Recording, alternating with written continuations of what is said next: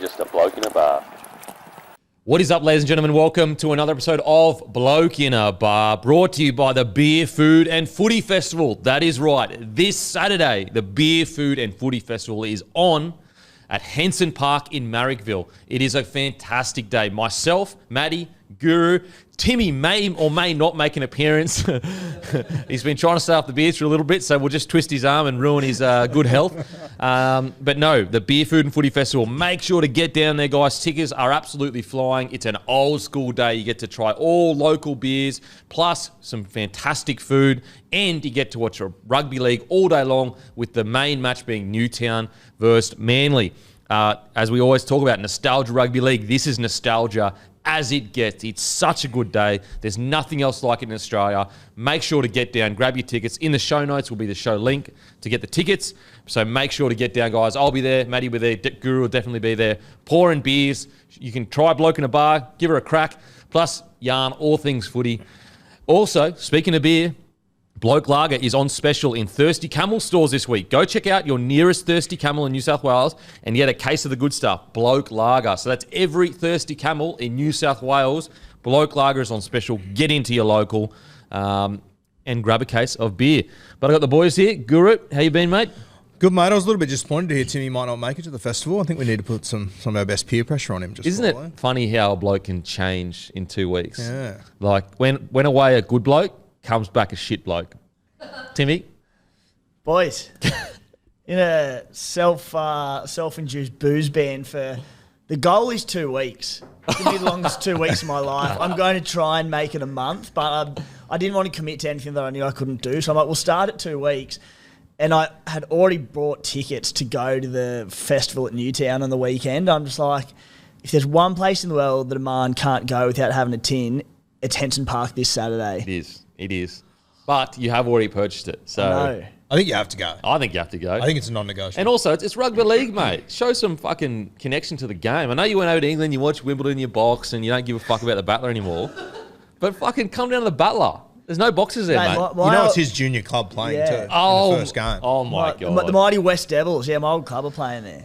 Fuck, talk about a bloke that's disconnected from the Battler. I'll tell you what, I was out there drinking Prosecco at Lord's at the Ashes, watching Nath Lyon come out on one leg, one of the great days at Wimbledon, sitting there drinking more Prosecco with King, whatever his name is. Irish wedding with the family, pretty special. Smacking beers around Ireland. Every pub I went into, out of bloke beer, out of stock. So, mate, they're flying off the shelves in Ireland, but you've got issues with your stock. Mate, it's hard to keep up with demand over in Ireland. Yeah, and then, mate, I was meant to be over there for 2 months, and I woke up Monday morning, Irish time, it was about 6 p.m. Monday, Aussie time, and a beauty, put the podcast on, had a bus ride, how good's this, and got to accountability, you boys having a bit of a yarn, and got to the end of it, and Kempy reads out Matty's name, and I went sick in the stomach. I did. I'm like, I went on the trip, namely, to give you both a chance to bridge the gap. And fuck. Matty gets the win. So, mate, what I did was I changed my flight straight. I need to get back there and sort this out. Anyway, let's get into it then. Accountability, Try July, obviously brought to you by Sportsbet. We saw some incredible ones on the weekend. Aden and Fanul, Blake brought out the coconut, one of the all-time try celebrations. I mean, I love it. Honestly, I absolutely love the try celebrations. What was your favourite on the weekend? Curdy Catewell throwing out a line for me. Oh, that was great stuff. Top shelf. What about you, Timmy? Batista for me. Batista? Yeah. Mate, that big Leota too, it was almost scary. It was like, is he celebrating or is he going to kill someone? Timmy? Sorry? Yeah, I liked Chans as the gritty because we've got such the old school celebrations like the coconut and all that stuff, but yeah, the new age gritty win with Chans was my favourite for sure. It's the best. It is the best. Try July, brought to you by Sportsbet. Absolute legends. Every try, $5,000 to charity, which is absolutely incredible. Now, let's get into accountability, brought to you by Sportsbet. New South Wales defeat Queensland. I went Queensland. Guru, Matty went New South Wales. Timmy went Queensland. That's surprising. Knights defeat the Tigers. I went Knights. Guru went Knights. Matty went Knights. Timmy went Tigers 13 plus. Fucking hell. Jesus Christ. Broncos defeat the Bulldogs. We all went Broncos. Cowboys defeat Manly. We all went Cowboys. Storm defeat Roosters. We all went Storm. Warriors defeat the Sharks. Guru and Matty went Warriors. I went Sharks. Look, I I don't know why I keep doing this to myself. And I want, you know what? A formal apology to the Warriors. Because I keep doubting you. And Sharks, you keep letting me down. You keep breaking me fucking heart. Kempy, to be fair, for the first time in your life, you've shown a bit of ticker, a bit of loyalty. As a Shire boy, you went with the Sharks and you got done. So, mate, I say good luck to you. Mate, it's getting to the point. It's getting areas where I just need to tip against the Warriors to make sure they win. Seriously. And I'm the one giving the Warriors a rap. I was the first one to say that something looks different about them. I haven't backed them in. So, you know what? That's punishment. That's punishment. Apologies, New Zealand and Warriors fans. I got to back yous in. But the problem is now if I back yous in next week and you lose, then it's going to be all my fault. So, Perfect spot to be. I love it. yeah, it's awesome. Curse. Panthers defeat the Dolphins. We all went Panthers. Eels defeat the Titans. Guru and Matty went Titans. I went the Eels. So Guru and Matty win thanks to Origin. If they didn't have Origin, it would have been a draw. Timmy, 0 out of fucking 7 or whatever. That's pretty. You hectic. boys will hate this and you won't believe me, but I tipped the card and I tipped the Blues. Fuck, of course you did. I genuinely got 8 out of 8. But It wasn't even 8 games. So, look, I went away for a couple of weeks. It's bridged the gap. Matty's now on 2 and game on again. Now let's get on to Team of the Week. Team of the Week. At 1, Kalen Ponga. 2, Xavier Coates. 3, Isaac Tungor. This kid is unbelievable. This is his second full year of first grade. He's playing on the wrong side of the field. Mate, and yeah, he's changed. Like the try he scored was outrageous. Speed, strength, footwork, everything. Everything. He is anything, Kempy. He has become graduated. anything. He has become anything. What happens when a player gets that Dragon Z ball moment and becomes anything? Are they still anything or are they something? Got to work it out. I don't get many right, Kempy, so I've got to enjoy these ones. I've got to work out where I go from Yeah, here. okay. Because he's no longer he could be anything because he became something. So he's now something. He's something. So when you become something, that's your Dragon Ball Z moment. Might have to send out a few T-shirts or something to some of these guys. Yeah, surely you've became something. I'm sure they'd appreciate it. They feel they've never achieved anything in the game, and then one day they just get a package in the mail from Guru. You're now something. At 4, Rocco Berry. I really thought Rocco Berry, he kind of played to the potential we've seen for at least 2 years now, where we've gone, he's got a lot of potential, but can he hit his straps? Jeez, he was good on the weekend. 5, Tom Jenkins on the wing for the Panthers. 6, Tommy Dearden, strongest hips in the game, baby bear and hips. 7, Adam Reynolds. 8, Adam Fanua-Blake. 9, Egan. 10, Leota. 11, Barnett. 12, Cartwright. What the hell?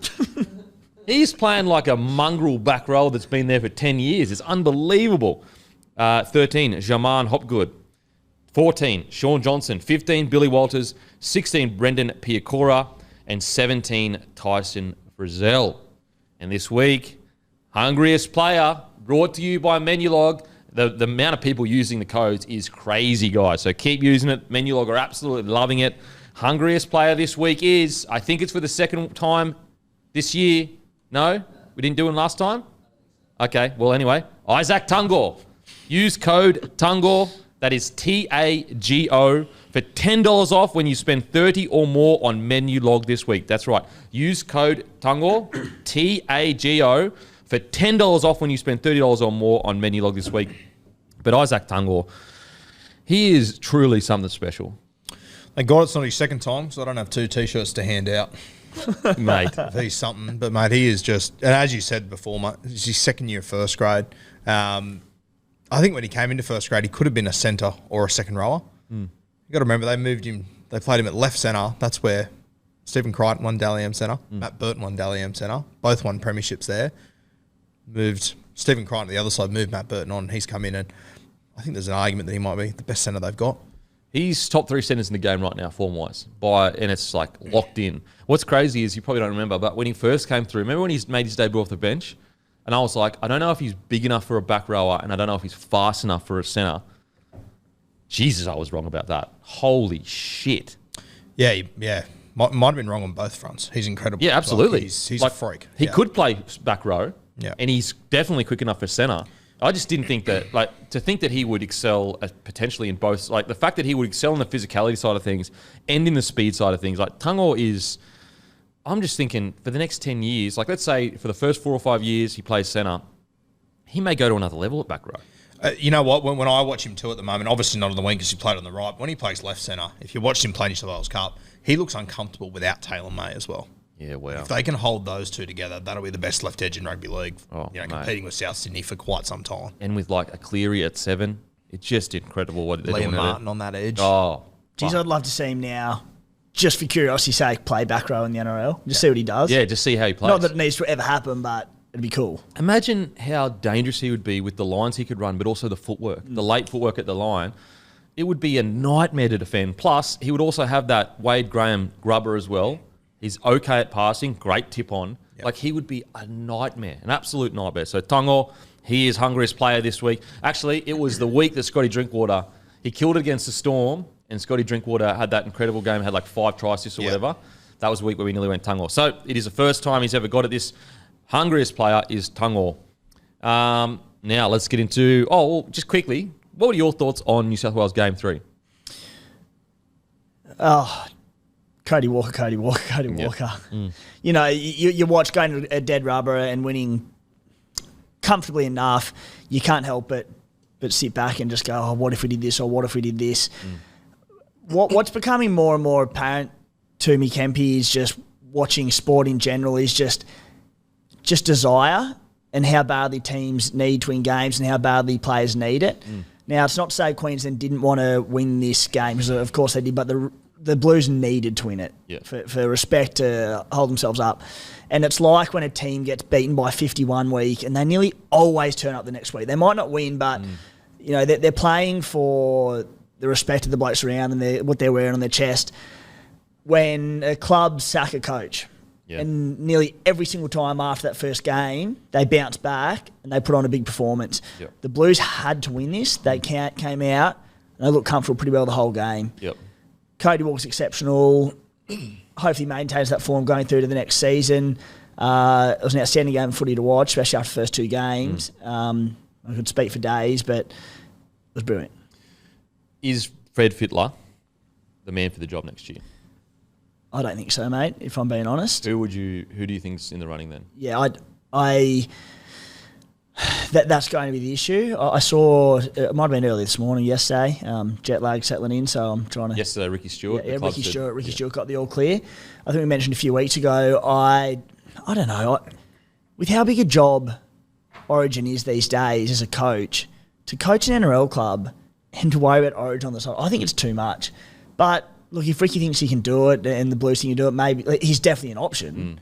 I think with Ricky, he's still got a ways to go in his own club coaching career.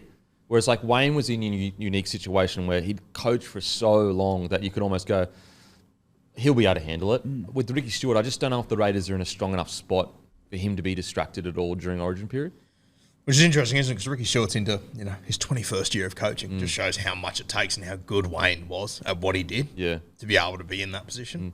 I think, for example, you look at the Rabbitohs, they were flying, they were premiership threats. Whereas the Raiders right now, they're going well, but are they premiership threats? It was also at the end of the season too, that Origin Yes, series. that definitely changes that's the as well. other big thing. Would you be happy as a Raiders fan for him to do it? I mean, I think the Raiders would be okay, but not really. It's a long period of the season to be away. It's weird to think back to how normal that used to be. Yeah, bizarre. I think Origin's outgrown that. I do too. Especially when you're going up against a guy like Billy Slater, you know that Billy, he's got some media stuff for sure, and he'd be working his ass off. But he's even said, "I've got to speak to the family first, before I do the job," and that's his only coaching job that he's doing.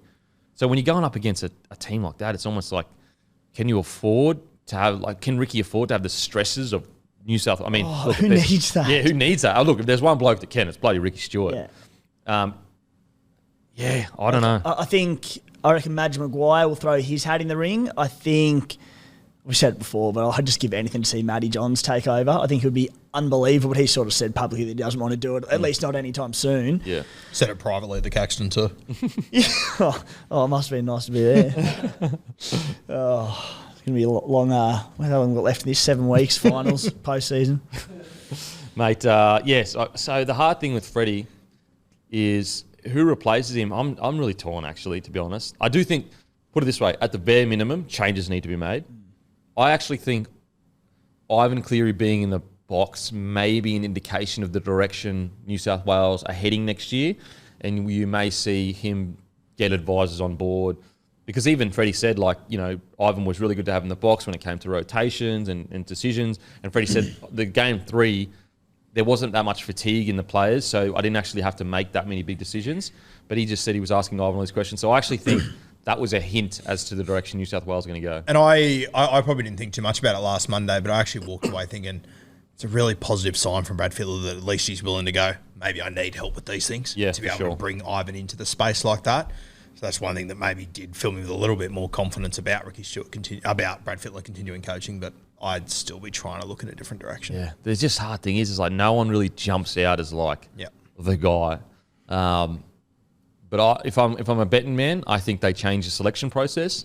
They get Ivan Cleary in the box with Freddie, end at training with Freddie, and basically they try that for a year whilst maybe preparing like someone else down the line. Like maybe they do reach out to Boyd Cordners or ex-legends and say, mate, you need to go out and coach for a year so that you're ready for it. You know, give New South Wales a chance to prepare for a potential changing of the guard. Now, if Freddie comes out and win the series, you go, okay, now we know what the setup is needed to get Freddie to work. If the Melbourne Storm want to do us the biggest favour of all time and give us Craig Bellamy and then they take Billy Slater down there, that'd be unreal. All right. I had Kempy, very weird tangent, but one of the coolest stories I heard while I was away and I was in Ireland and pounding down pints of Guinness, the second best beer in the world behind Bloke, obviously. And I got talking to a lot of people about the local sport there and how big hurling is. Believe it's a national sport. How to Gaelic football, could be the other way around, not to upset any Irish people, but. And the coolest thing they told me about it was that it's an amateur sport, so the players don't get paid, but it's enormous. Like the semi-finals were on while we were there, so it was cool. We had a Sunday. It's like rugby league in Australia. Yeah, enormous. Yeah. So we're sitting there like a Sunday afternoon watching the semi-final, and this goalkeeper threw himself at a ball. They were saying it's probably a little bit softer than a cricket ball, but bloody rock hard, and they smoke at the other end of the field. It was really, really cool to watch. But the thing that stood out was that these players play for their counties, and it was something like if you weren't born in your county and there's X amount of counties across Ireland that you can't go and play for other ones. So that is it. You play for your jersey. You don't get paid. You work during the week. They do it for the love of the sport, and they're lunatics. They belt each other off the ball. They smack these cricket ball type things at each other. And the coolest one that stood out to me was in about 1995, they were saying a defender or whatever was threw himself in front of a ball, like point blank in front of a goal to win him a game, and it cracked him. Like brutal stuff. And not long after it, Arsene Wenger, the Arsenal football manager, got this hurling player down to his team. And he basically went to him and just goes, you blokes get $100,000 a week each, you're multi-millionaires. I do this and get crunched and can't walk at work on Monday morning because I play for this jersey and I love my county. And that's where I sort of tied back to the Blues and how badly they needed to win this game and what that means to a team and a player. I'm seeing it more and more, but that just stood out to me, that story in terms. It was so cool. Matt, I guess that's something we talk about all the time on the podcast is footy is 90% mental because they're all as fit as each other, they're all as fast as each other, all as big as each other. It really is about what's happening off the field. It really is, and how much the jersey means to you. Like you look at Penrith, like they are playing for more than just a jersey. Like every week, it doesn't matter who's in the jersey, they're playing their hearts out. Now let's get to Knights versus the Tigers. Knights defeat the Tigers 34-18. Now I'm pretty sure it was a couple of late tries that brought it back in. Am I remembering that correctly, or am I off my head? No, the last try to Tigers was in about the 50th minute. Was it a couple late tries to Knights that pushed him out?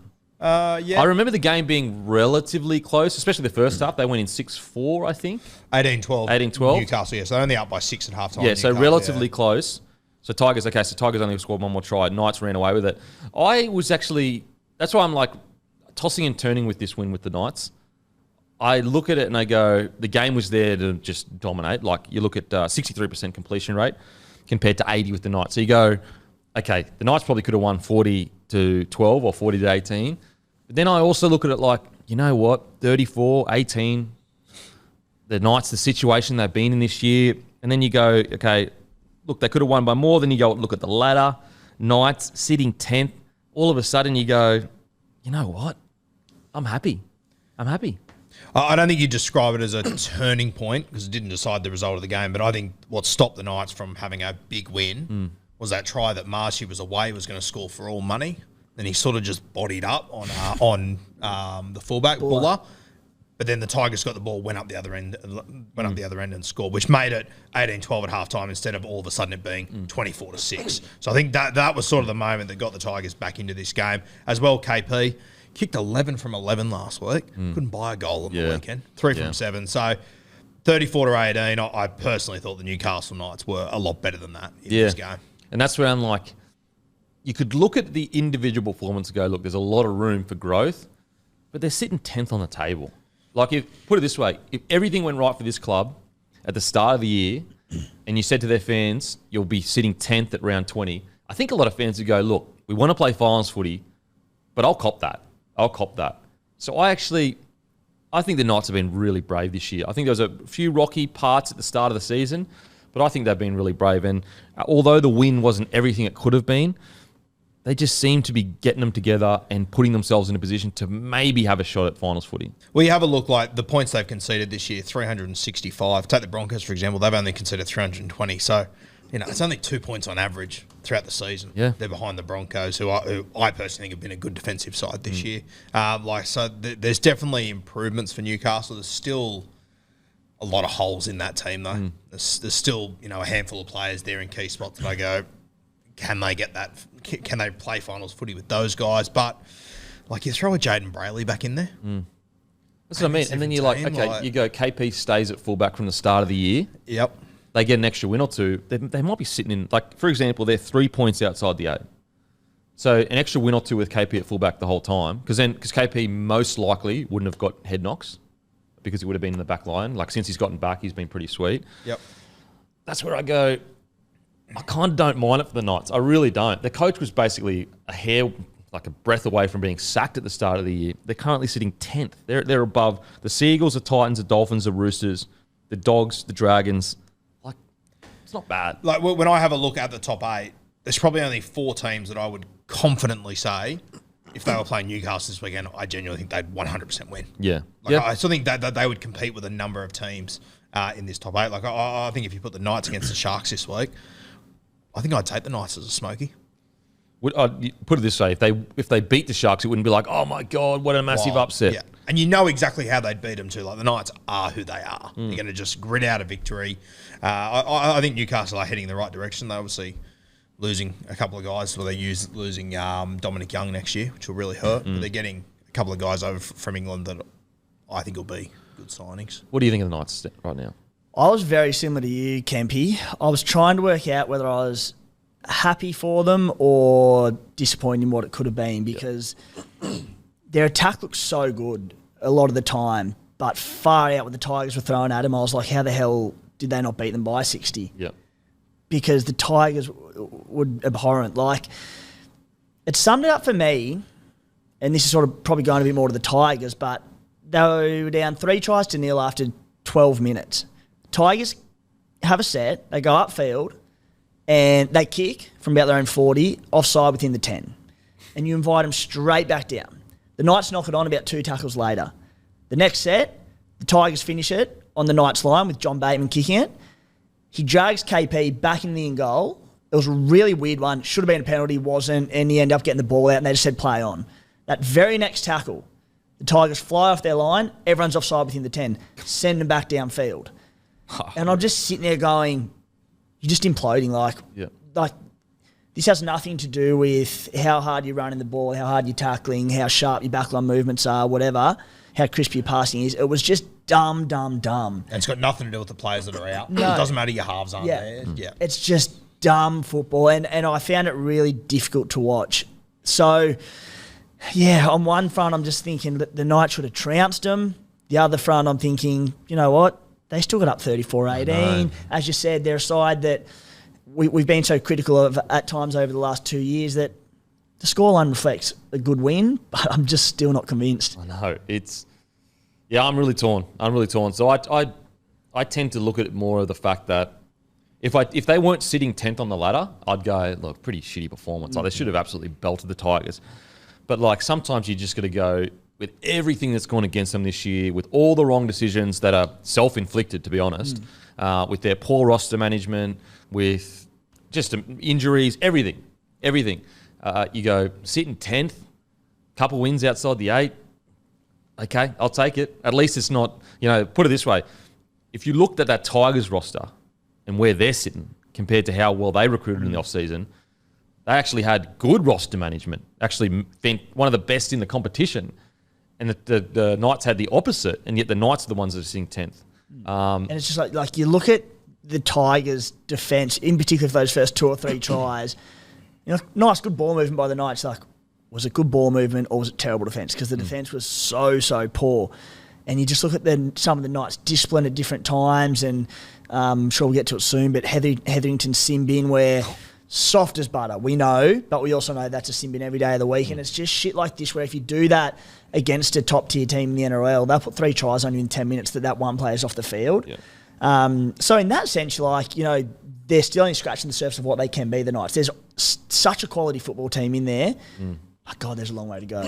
And that was the 3 minutes. 3 minutes before halftime was when Marcy should have scored. 3 minutes after halftime was when he got sin bin. Yeah. And it just brought the Tigers right back into that game. Yeah. So, look, I'm going to try to look at it as a positive. They're sitting 10th. Not pretty, but at the same time, they have dealt with so much this year. It would have been very easy for them to completely implode. And the reason I say it would have been easy, have a look at the blokes they're playing. Tigers have completely imploded as a club. Like, they might be worse. They might be the worst they've ever been. They might be the worst they've ever been.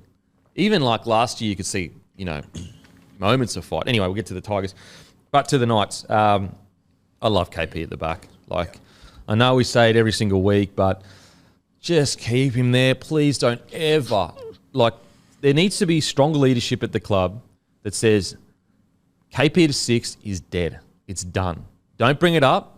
Don't fuck our roster management up with bringing it up, because at the moment, even though Tyson Gamble is a good, step-in guy, he's not an NRL 6 week in, week out that's going to lead you to the finals footy at the moment. Now, maybe he develops into one, but right now, he's a battler. He's a guy that you could maybe you could say he's a 14 that could help take you to the finals, but a lead man 6, I just don't know if he has that ability at the moment to be a top 8 number 6. He can be, as I said, I think he'd be a really good 14 because he just brings so much energy to the side. He has a crack at everything. He's good ball. He's decent enough to be a 6 or a 7 if you have to. You could probably throw him at 13, maybe even in at hooker. So from that perspective, you're going, if they handle their roster management well over the next year or two, they genuinely could be playing finals footy in the next 12 to 24 months. It would have been interesting to see if Jackson Hastings obviously arrived this year and maybe they freed up the coin to get Jacko by letting the halfback go that was there last year from the Cowboys, Jake Clifford. Who's now coming back to the Cowboys. Would have been interesting to see Hastings and him. Yeah, for sure. I don't think Clifford was ever a halfback. I think he's a 5'8". And I reckon they would have been a really good halves pairing if you had KP at fullback too. You wouldn't have been paying overs for either of them realistically. So a bit of a sliding doors moment there. But I agree. Tyson Gamble's one of those guys that I don't think they can play finals footy with him at 5'8". I mentioned before Jaden Brayley's out. Mate, I think Phoenix Crossland has improved out of sight. Oh, he's been outstanding. For the first 3 weeks when he was at hooker, I just thought they can't keep doing this. This just isn't going to work. But I think he's really improved. But once again, can you play finals footy with Phoenix Crossland at 9? I probably don't think so. Look, I think you've got more chance of Crossland. He's only 22, I think. So you've got more chance of him. He's only been playing hooker for, Well, he was the star halfback coming through. Yeah. Then they turned him into a lock. Now they've turned him into a hooker. Yeah, so I think that if they give him an opportunity to grow into that position, then he could grow into a top 8 hooker. But Gamble, he's a little bit... How old is Gamble at the moment? So Crossland turned 23 10 days ago. Yeah, so he's young as anything. Tyson, So basically, it's when they're at full strength, it'll be a fight between Crossland and Gamble for that 14 jersey. Gamble's 27. Yeah. So... I'd probably lean towards Crossland at the 14. Well, is it? You've got Kurt Mann too. At the moment, Kurt Mann hasn't really been doing it for me, to be honest. He hasn't seemed the same Kurt Mann that we saw a year or two ago. I'm just unsure as to where he fits in that side going forward. Who would you have at 14 if they were to be at full strength? I think they would go to Kurt Mann just because of the name and how he can cover just everything. But I agree with you. He hasn't been anywhere near his best. I feel real sorry for Kurt Mann, to be honest with you, the way I think he's a product of his environment. He hasn't been given the fair opportunity. He hasn't been in a club that can really bring the best out of him, in my opinion. And maybe it's just a form thing. Look, Kurt Mann at his best definitely gets that 14 jersey for me. Kurt Mann is 100%. But Kurt Mann right now, I would probably lean towards Phoenix Crossland just because I am such a big fan of that two-hooker rotation. I'm just such a big fan. And, it's great to get Brayley playing long minutes, but at the same time, I just think that if you can somehow make it so your hooker doesn't have to play 80 minutes, just do it. Especially with his injuries the last 2 years, we've seen the impact it's had on Newcastle. I wouldn't be trying to push Brayley to play 80 anymore. And because his injuries have happened so regularly, you want a guy that is about to replace him to have as much game time as possible. The only way you get that is with Crossland on the bench. Now, if you aren't a huge fan of the two-hooker rotation and you want Brayley to play 80, that's when I go gamble. Gamble on Mann. Obviously, if Mann is playing the best footy, then I go Mann. Anyway, that's the details. Let's get into some good performances. I thought Tyson Frizzell was absolutely outstanding. Now, reports are saying that he's about to extend 2 years. Isn't it interesting? Because I swear it was only, 6 months ago where there was whispers that they were trying to push him out. Now, all of a sudden, they're extending for 2 years. So that just shows you how hard he's worked to get that spot. But yeah, Kalen Ponga was outstanding. And just 3 try assists, a try, 151 metres, 6 tackle breaks, a line break, 4 line break assists. All I need from KP is just to keep playing and just give more footy. Because he's only going to get better and better. Because when you look at his last 3 years, I think he's averaged like maybe 14 to 15 games. Like, he hasn't really had full-on season for quite a while. Kalen Ponga, with a full season of rugby league under his belt and a full preseason, is genuinely scary. A genuinely scary prospect. How good is he to watch? Fuck, he's good. I reckon with KP, and I've said this time again as well, I think he's significantly better playing left side of the field. That is not to knock his ability on the right side of the field. It's just the left side suits his footwork more than anything. His passing game's a little bit better on the left as well, I think, but just his footwork, his ability to skin the bloke one-on-one is second to none in the NRL, in my opinion. While there's plenty of strike on that right edge, particularly with Dom Young finishing off, I reckon the Knights have the makings there of one of the most lethal and most potent edges in the game. I would just be peppering that left edge time and time and time again. I felt like KP over his career has almost felt like an obligation to go, no, we've got 2 sides to this team. Let's give the right some ball. At times in recent weeks, the big win over the Doggies, the win over the Tigers, yes, pretty soft opposition. It is what it is. But the left edge has just been relentless. You spoke, Guru, after the Doggies the other week about Jacko Hastings. He's calling the shots, going deep into line, creating that space for KP. You've got Lockie Fitzgibbon, who I've been a big fan of for a long time, just runs this awesome hard line, ties in defenders, again create that space for KP at the back, who when he gets a 3, not even a 3-on-2, a 3-on-3, KP scores him. He's too quick, he's too sharp. Bradman Best, in career best form, running that hard line, and then Marju, who's unstoppable on the wing. I would just be smashing that left edge all game. All right, if you come up against a defensive system that shut it down, it's not clicking, go to the right, not exclusively to the left, but far out, it looks good. We have a look at who's come to the Knights this year off the field is Peter Parr, who was in charge of the Cowboys system up there when they won the comp, and that was their fullback, Lachlan Clute. Stay on the right-hand side of the post, don't leave that side. And that was always their strong side, that they'd go down that edge. And I personally think they need to do the same with KP. Yeah. Just sit him there. Dylan Edwards, he doesn't cross the post either. Well, I think that they got caught up a bit in the idea of, as you kind of alluded to, we can't just be a left edge side. But sometimes coaches, they weaken a strength to make you average across the board. With KP, you watch Origin. Cody Walker just sat on that left edge and just said, I'm coming, but I'm going to create so much space that you're going to make the wrong decision.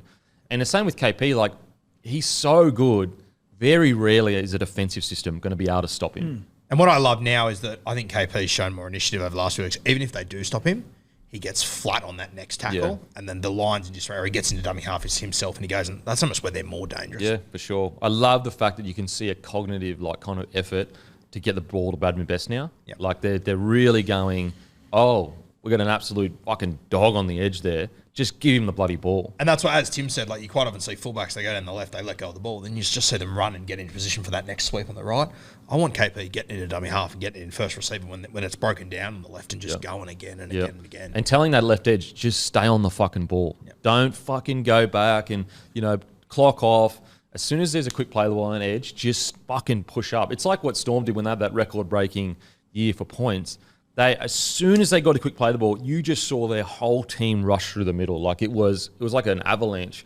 And I just think that Kalen Ponga, you can just see him stepping into that leadership role. Like there's no, a couple of years ago when he got put into that leadership role, he was still like 24 years old. So you could see him like slowly kind of inching towards it. I think he's really accepted it now and said like, I have to be the guy. I have to be. And I think it was his first 3 goal kicks the other night he missed. And I sat there and thought, wonder if he'll hand it to Hastings now. And I just love the way that KP just went, no. It's my responsibility. Yeah, absolutely. Absolutely. So really loving KP.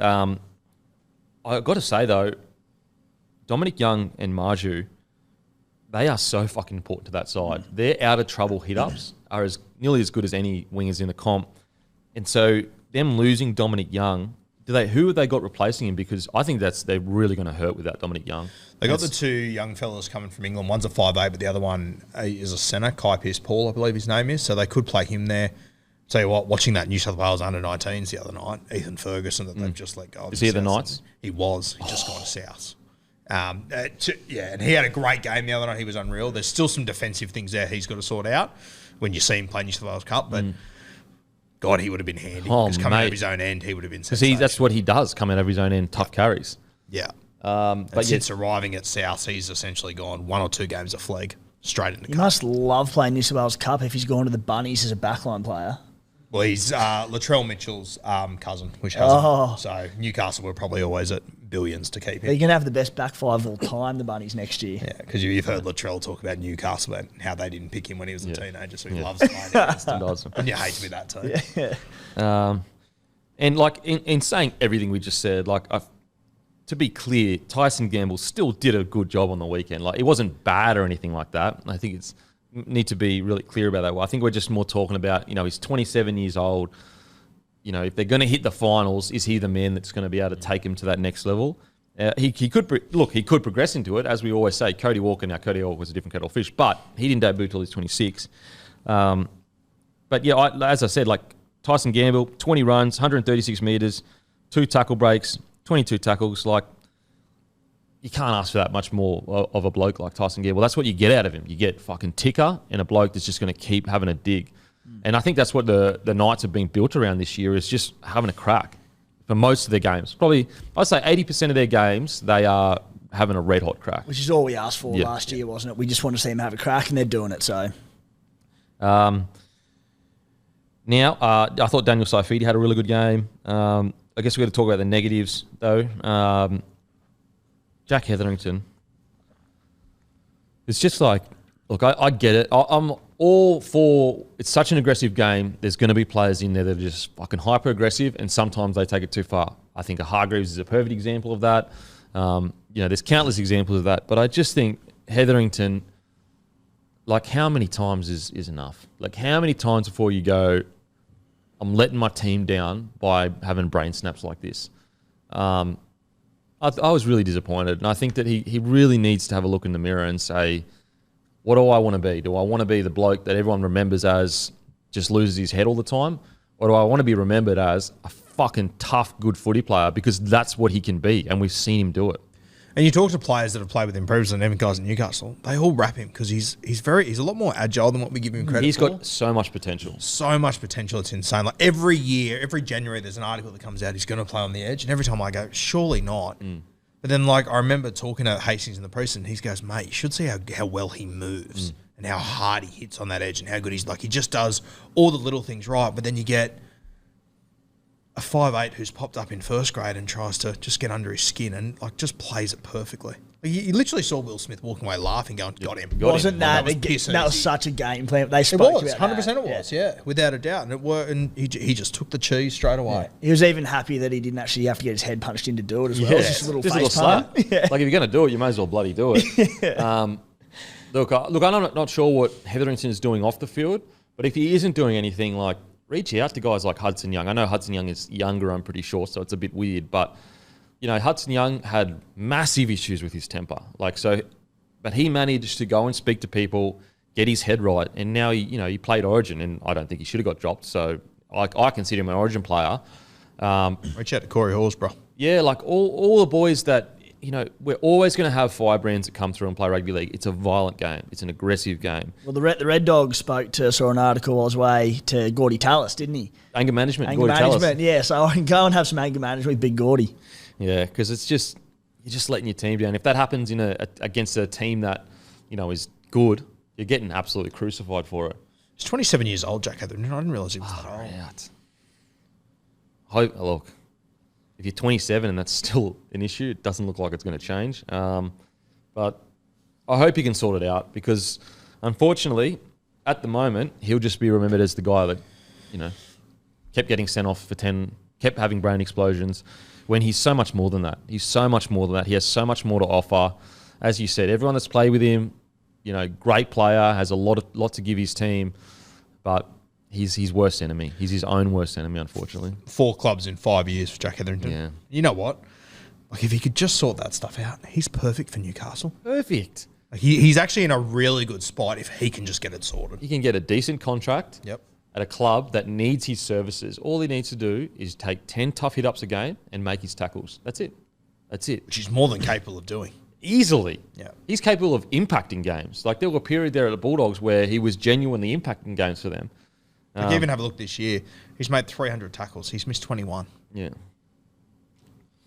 Anyway, hopefully he fixes it because you just hate to see a guy with so much potential to be his own worst enemy. It's one thing for things outside of it. Like, for example, you look at like a Brayley, who it's just out of his control what's happening to him. He can do everything. Whereas when it's in your control, that's the disappointing bit. Look, outside of that, as I said, like I'm a bit torn, but I still think the Knights are probably 4 weeks in. If you had asked me where they're going to end up, I would have said bottom 4. They'll be fighting in the bottom 4. The fact they're sitting in the 10th, I think that Adam O'Brien, I think Kalen Ponga deserves a massive rap. I think the club deserves a rap for, even though a lot of the bad things that have happened are self-inflicted, they've handled themselves the best, near the best they can in a bad situation, and they deserve rap for that. Yeah, and I agree. I think Adam O'Brien, he obviously made the decision at the start of the year to move KP to 5'8". He could have been stubborn with it. Credit to him for not being stubborn. For the love of God, please learn from it. Yeah. But at least he did say, okay, messed up, need to sort this out. Yeah. It's kind of screwed our recruitment, but it's the best thing for the team. Yeah. Fair call. And look, I guess the positive is I'm sure they're not, I'm sure Hastings isn't on a huge wicket. Gamble wouldn't be on a big wicket. So they would have money in the cap to go in the market. So if they can sit around that 9th, 10th, even that maybe sneak into the 8th on a good year, recruitment's going to be much easier than if they're at the bottom of the table. Lockie Miller's the other one that could slide in on the wing next year. Yeah. We think he's an out-and-out fullback. I don't know what Miller is, to be honest with you. Yeah, I think he's a fullback. I think he's closest to a fullback, but very unorthodox the way he does fullbacks. Yeah. Even, I haven't seen enough of him on the wing. He spent a bit of time on the wing at the Sharkies, but I do think he's an NRL quality player. The gap opening up. Yeah, I mean, he might get first crack. He's a bloke who he'd replace Dom Young. I think he'd run for 200 metres a game, bust his ass. Defensively reads in that, I'm not sure, but I think there's a potential spot there for him. Yep. This is where for next year they have signed Will Price, who I think will probably be the 5'8", or he'll compete with Gamble, and hopefully he can come over and do well. And this Kai Pearce-Paul, I think he'll be a good player as well. So hopefully if these guys work out from the Super League, which to their credit, it's worked out with Dom Young. So fingers crossed they can get those two on the head, because they could change a lot and you wouldn't be paying much for them. They're coming for opportunity. So once again, their salary cap could be reasonably well balanced. Yeah. Now, on to the Tigers. Really, really poor performance for the Tigers. Really, the only shining light for them at the moment is Buller. Papali'i did some good things. Bateman fights, as in he does always try to stay in games and fight for everything, but just as an organisation, there's not a single part of me that thought that they would be in this position this year. I didn't think that they'd make the 8, but I definitely didn't think that they'd be playing some of their worst rugby league. And a game like this, they're obviously missing their halves, which isn't ideal. Appy comes back, played good minutes, but he wasn't 100% himself. But I just would have thought with Clemmers, Papalitis, Bateman's, they're not getting blown off the parking games Against the Knights. against the Knights. Like, yeah. Completing pretty at disappointing. 61%. 61%. And And as you said, shining light, that fullback, Is incredible. he is unbelievable. you look at like clubs that are getting decimated week in, week out, and if it's bad enough, you can generally put it down to just a massive injury ward at them. But the Tigers at the moment, all right, they're missing their two halves, Luke Brooks, Adam Dewey. Big losses, we know that, but you said, Guru, their forward pack is pretty well full strength. The other two they've got in there, Charlie Staines, who was in and out of first grade earlier in the year, David Nofaluma, who was also dropped for stages during the year and again last year. So it's not like they've got an injury ward where there's 10 blokes out and they've got excuses. Okay. Like, Dolphins. Yeah. Dolphins. They lost both their halves, essentially. You look at the Dolphins forward pack. Are you telling me the Dolphins forward pack on paper is that much better than Api Coruscant, Clemmer, Papali'i, Bateman, and Bolo? And then you got Bloke coming off the bench. Is the Dolphins forward pack that much better than that one? Like on paper, like clearly they are because like the way they're playing. Well, you've got Stefano, Origin, recent Origin. Yeah, I didn't even say fucking Stefano. Yeah. Recent Origin. Appy, recent Origin, then injury. Clemmer, a bloke that we all nearly would have had in our Origin sides. Papali'i, Kiwi back rower. Bateman, Dally-M back English rower. back rower. And then Fanua Bole, upcoming talent. It's an unbelievable forward pack. Then you got 12 coming off the bench who, you know, we know is a good, solid NRL forward. It's only really been injury that's probably kept Bloor out of those conversations throughout his career. I mean, Bloor was the captain of his bloody New South Wales side that had like guns in it that are killing it right now. Yeah, look, you can never excuse performances, especially when it's like 61%. But I just think that environment is so poor for players to play in that it's hard, you can't not look. You can't just keep blaming the players and the coaching staff. You can't just go, oh, we've been doing this for 10 years with 10 different playing groups, with 10 different coaching staffs, but it's all their fault. Now, they have to be responsible for their performance for sure. But as a club, surely enough is enough. Like I even saw in the paper that it's reported that Tim Sheens didn't get invited to some kind of emergency meeting between Benji and Scott Fulton. And, you know, Benji wants to get Caesar to the club, but like, what the hell? How is that getting into the media? It could get worse. See, they play on Thursday night, the Dragons. So it could be a little spoon off there potentially. If the Tigers lose that, and if they get done, which it's in Wollongong, which Ben Hunt will be back playing and stuff, which they quite possibly could. You might be seeing the pit. I just feel sorry for the fans. And you know what? I feel sorry for the players too. And I know people will go, oh, you just care about the players because you're next player. Guys, how many squads have to come through this club before we realise the environment for these players is not good? Like, if you're not convinced yet, nothing's going to convince you. Like, nothing is going to convince you. Tell you what, Drags and Tigers of a Thursday night. That's one of the great. Take your partner out for dinner. Tell her you're not worried about the footy. Want to have a nice dinner, darling. No. You tell her it's a massive game, but you love her so much that you're going to take her out for dinner. Timmy the Tin Heart, mate, you could learn a thing or two from old Beak. You got to use some fucking big wins when you can get them. I'm trying to learn every week, mate. What else is there to say? Like even a guy like Stafford Toa comes out and absolutely fucking terrorises Valentine Holmes. Hasn't fired a shot since. Yeah. And you mentioned those reports earlier about Tim Sheens reportedly not being invited. You know, if it is true, which maybe it's not, but I said it before in there. If I'm Benji Marshall, I'm going, I don't know, is this for me? Is this the best option for me? I'm a club legend. They've treated me like shit on multiple occasions. Tim Sheens, like it or not, club legend. Treatment hasn't been fantastic. This is the Robbie same, Farah, the assistant, also got treated like shit. This is the same admin that Benji Marshall found out he was getting moved on in the paper. Yep. In the paper. What do you got there, Matty? I just thought I'd run through the coaches since 2012. So Tim Sheens, then Michael Potter for 2 years, then Jason Taylor for 2 years, and then he got sacked in round 3. Then Andrew Webster was interim for a bit. Then Ivan Cleary came in for 2 years. Then Madge came in for 3.5 years. Then Brett Morley, Benny Gardner were interim last year. Tim Sheens again. This is all in 11 years. And then You it's missed Ivan Cleary as well, didn't you? No, I said, I might have missed him, but yeah, Ivan Cleary. Oh, you did say Ivan? Sorry. And then Benji's about to come in. So if you count Tim Sheens as twice, that's 7 coaches in whenever he comes in. 11, 12, 13 years. The thing is like whether it's true or not, the news around the Tigers has been leaked constantly for at least 3 or 4 years. So like the thing is like a lot of people will say, oh, journos just make stuff up, and there are some journos that will just like. But most journalists, Timmy, you can speak more. Most journalists are getting information from someone inside the club. Yeah, I think the make it up stuff is a myth of its own.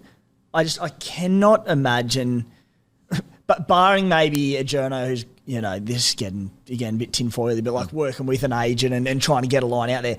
The fact they'll just make something up for the sake of it, I think, is ridiculous. I think it's more like if a journo gets a bit of information. Doesn't check his sources. Yeah, and doesn't check your sources. And then it comes out and just seems outlandish. Like, he's made this up. I don't think it's made up. I think they've got something from a shit source and haven't checked it. And the source has an agenda that he's trying to push in the papers. Yeah, I think that's more to it rather than made it up. That's the concern at the Tigers is like, regardless of what is or isn't true, over the last few years, there's just conflicting agendas just coming out, getting leaked constantly.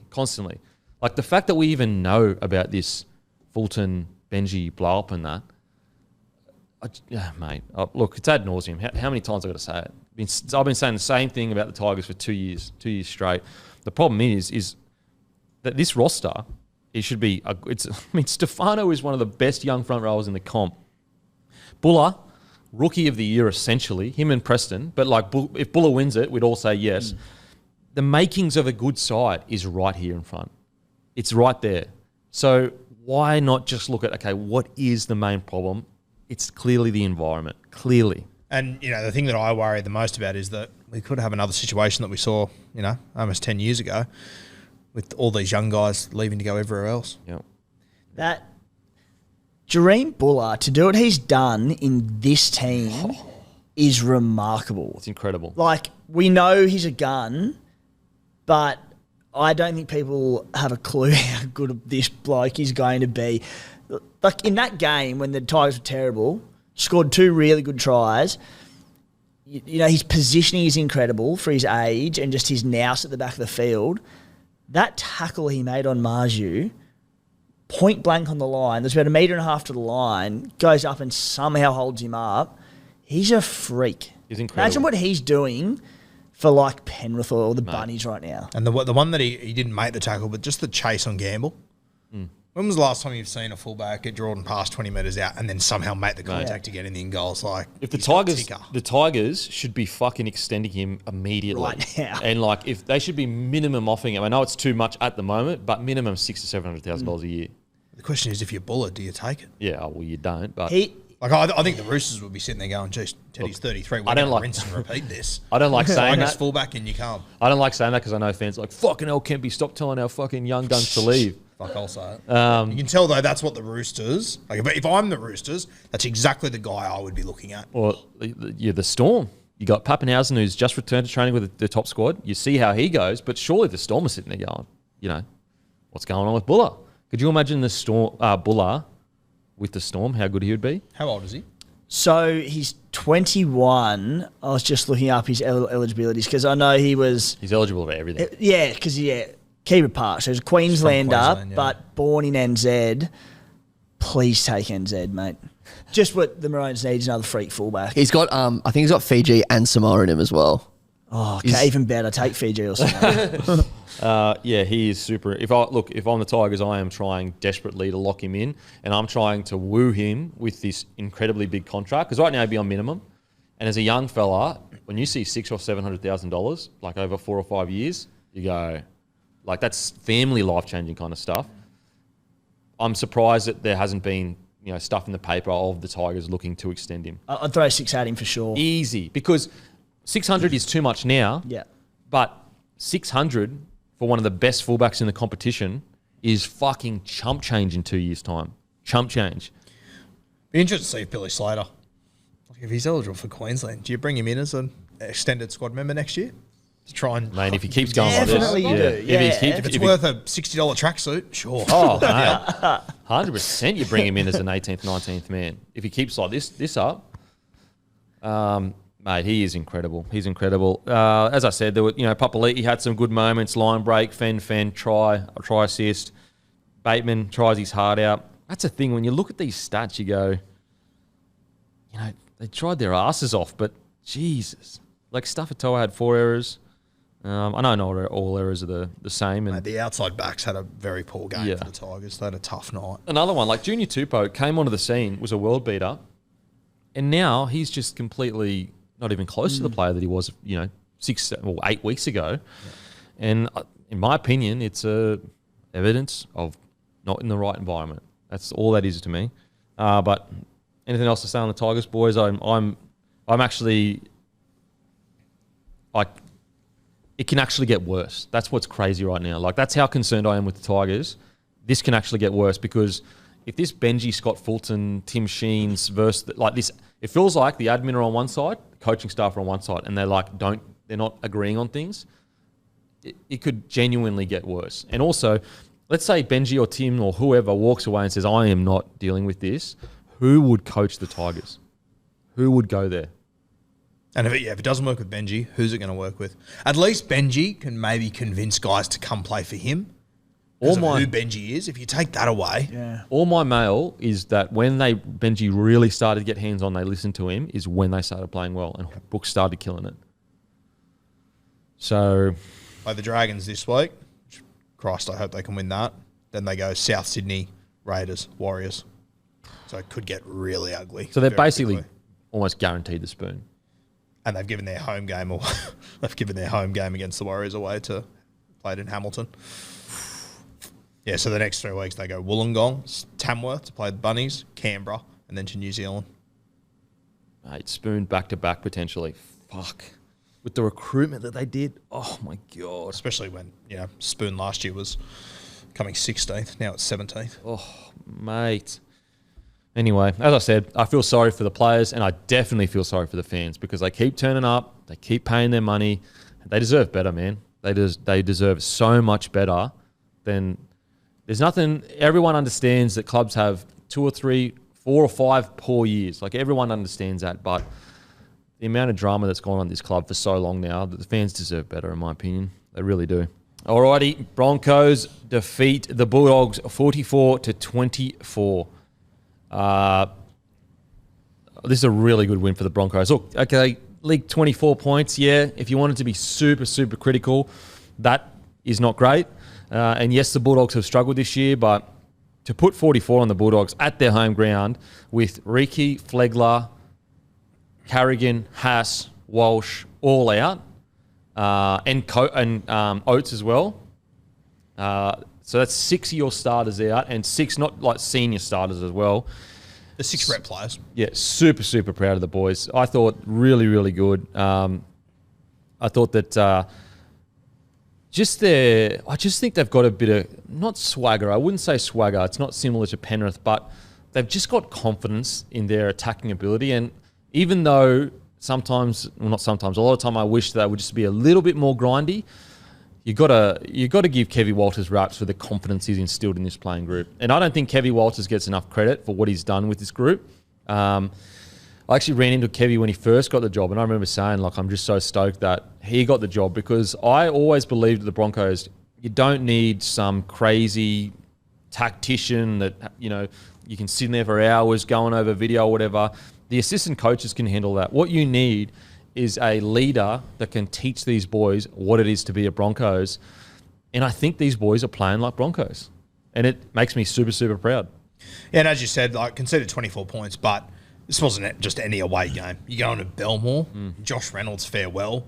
A lot of emotion in that for Canterbury, so I'm not going to put too much emphasis on that. I thought Brisbane were fantastic. And as you said, mate, all the players you were missing and whatnot. I put up a thing on my Instagram the other day saying who's the contenders, who's the pretenders. Then I went through and just did like a live reaction on the podcast. And, mate, the amount of people that aren't putting the Broncos in the contenders category simply because of what happened last year, I just sit there, and I know it hit me for 6 last year when they fell apart, but I just look at them now and go, how can you not say this team is contenders? Agreed, mate. Agreed. Like, they're doing this with, like, last year their A side, their main side was getting done by the Tigers and that. This is the second time this year. So first was against the Warriors. Now it's against the Bulldogs, where they've got the job done with 7 of their non-starters, or 6 or 7 of their non-starters. it's really, really impressive. And the exciting thing is just getting started. Like this squad is just getting started. I was really, really impressed with the way they performed. Like even Tristan Saylor, like it was one or two errors where it was, like, whoa. Like the one where he tried to kick it to the wing. I was from the dummy half where you're going, holy shit. But the fact that we have him as a replacement, and you got Mariner, you got Selwyn Cobbo playing in the forwards. I think we're going to miss Herbie quite a bit, but the fact that we've got a guy like Mariner that can come in eventually and take that, Jesse Arthurs as well, mate. As I said, I'm just super proud of the boys. I thought they were absolutely outstanding. Look, although I sometimes wish they were a little bit more grindy, one thing when you watch a Broncos game, you know it's going to be exciting. Isn't Mariner good?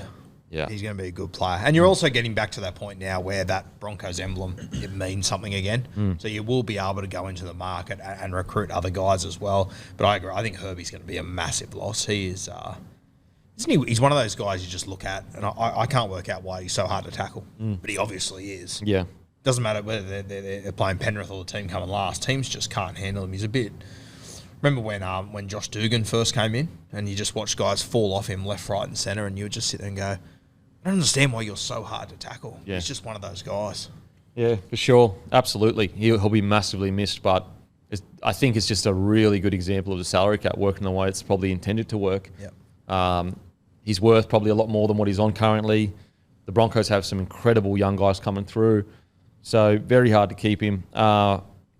Another really good example of where the Broncos are as a system, in my opinion, is Martin Tapua.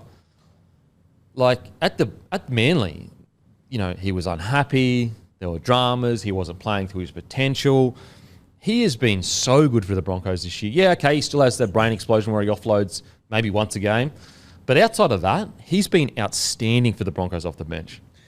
I remember at the end of last year when he shared that video of him not getting the ball. I just remember looking at that going, I could never sign him. That says to me he's not a team guy. What I'm seeing at the Broncos is the complete opposite. I know. It's actually unbelievable. Like I made a decision that day that I sort of went, okay, I'm done with Marty. That's not what you want in a team environment.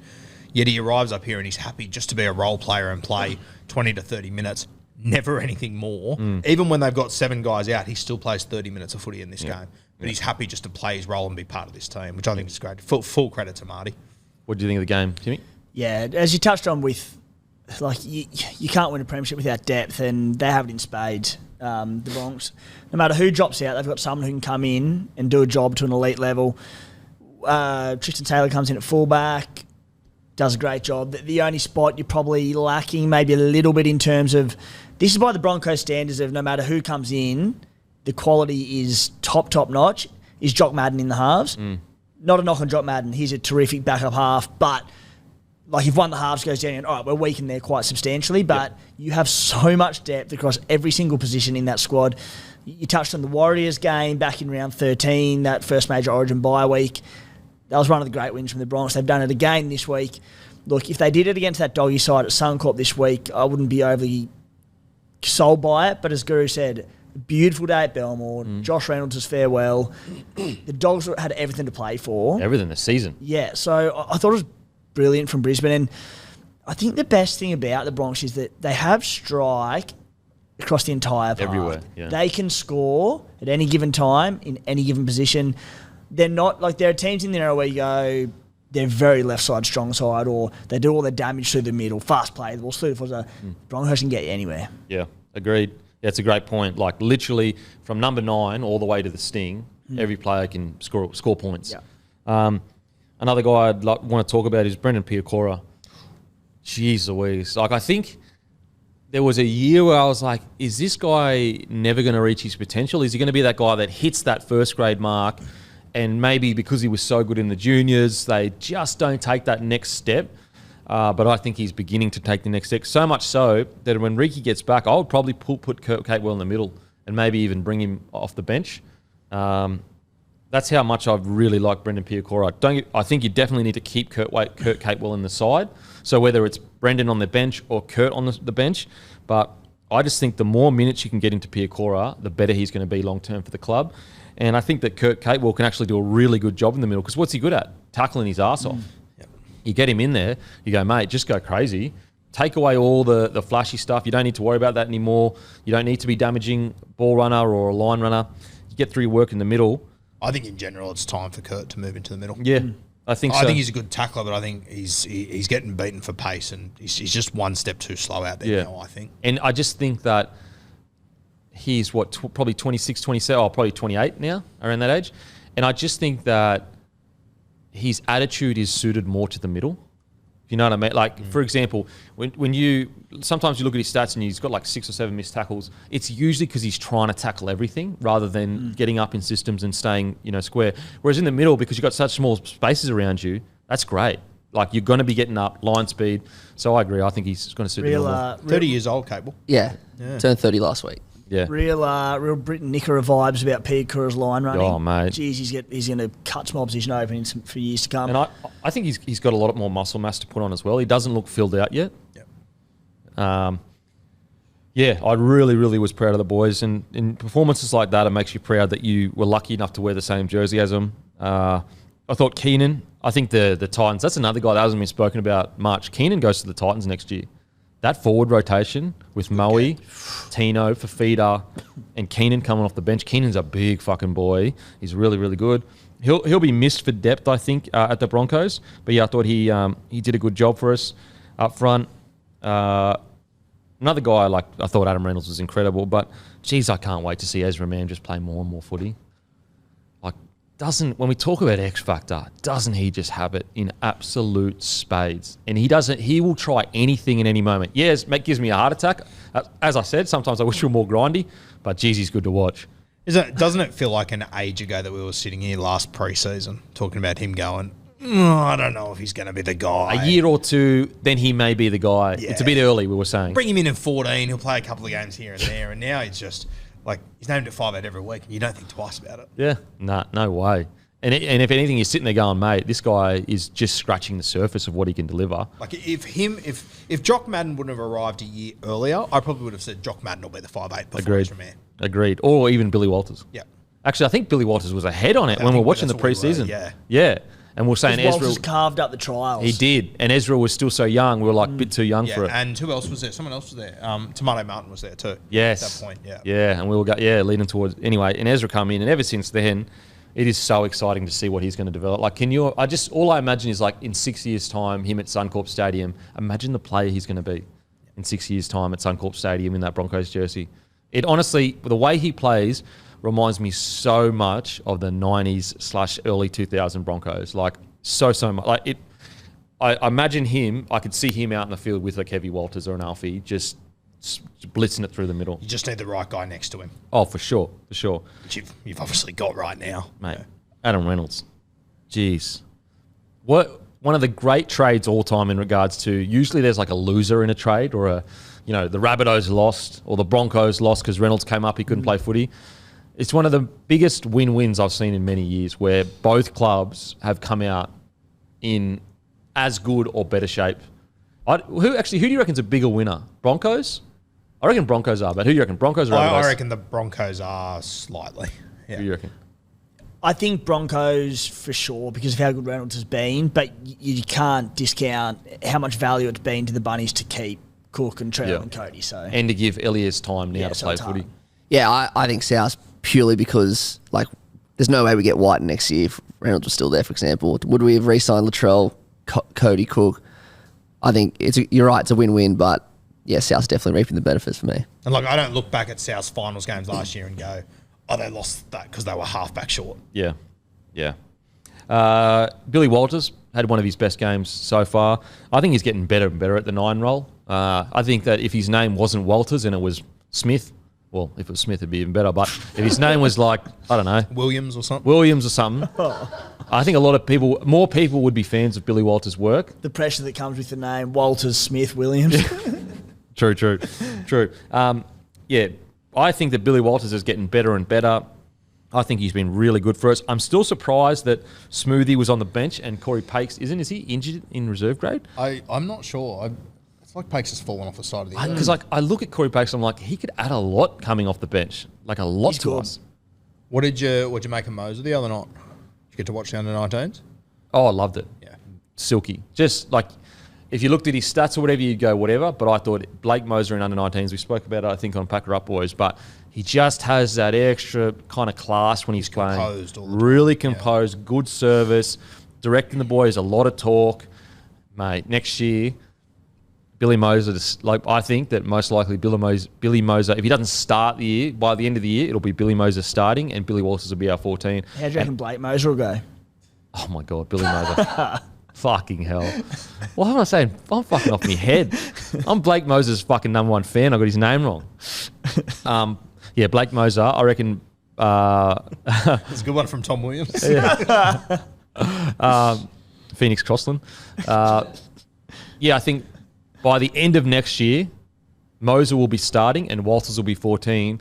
And I actually think Walters will be one of the better 14s in the comp. I really think he's got a lot to offer at 14. Super, you can play him as far as maybe even 13, 6, 7, 9. I think it's going to be a good setup. He's got very good ruck recognition, Billy Walters. Yep, He can pick his moments really well, and I think you see less and less of it when he plays into the 50s and 60s minutes because he just gets exhausted.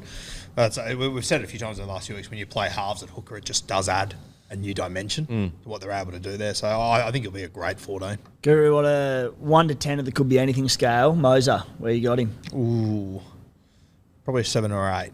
It's pretty high. Yeah. I think that. I don't think the other night was the best example of him. I think it's because they fucking completed it like 60% or whatever. Exactly right, yes. But if you watch him closely and see his class, put it this way, I'd be shocked if he doesn't end up playing Origin. Yeah, I had a lot of people after that game that messaged me sort of going, oh, he's a bit overrated. And I just thought, I don't think it's the right game to see. And also, that's ridiculous. If you know footy and you see the way he moves, he will play Origin. I'll be shocked if he doesn't. Honestly, obviously Harry Grant has a mortgage on that jersey, but if by the time Moser is like 25 and Harry Grant is around 30 or whatever, Harry Grant might even be a bit older. If Moser isn't being brought in as the 14 or even the starting hooker and Harry Grant goes to Impact, I would be shocked. Has Cam Smith watched him play? Has he said anything? I haven't spoken to Smithy about Moser, I don't think, but I might get I might ask him if he watched that game. Look, I don't think he knows that much about 9, if I'm being honest, but I'll get his opinion. All I know is that people that know rugby league have huge raps on Billy Moser, and also he was the captain of that Queensland side as well. What? You said Billy again. Fucking hell. What the hell is wrong with me? Oh, because it's Billy Walters. That's fucking why I keep fucking it up. Jesus Christ, man. What the fuck? Jesus. My bad. Corey Pakes played reserve grade last week, but the 2 weeks before that he was missing. So maybe injured. Maybe he's been injured. That's why they're just getting some match fitness into him. You should go to the Knights. Go be a backup to Brayley. Do a little switcheroo. I've got faith in Phoenix. I reckon Phoenix will turn into a good 9. I really do. But yeah, anyway, Broncos. Just not a very good looking bloke. Can't win them all. And a shit bloke. Gorgeous long blonde curly locks. How could he go wrong? But yeah, really, really good for the Broncos. They should be super proud, and they're proving a lot of people wrong right now.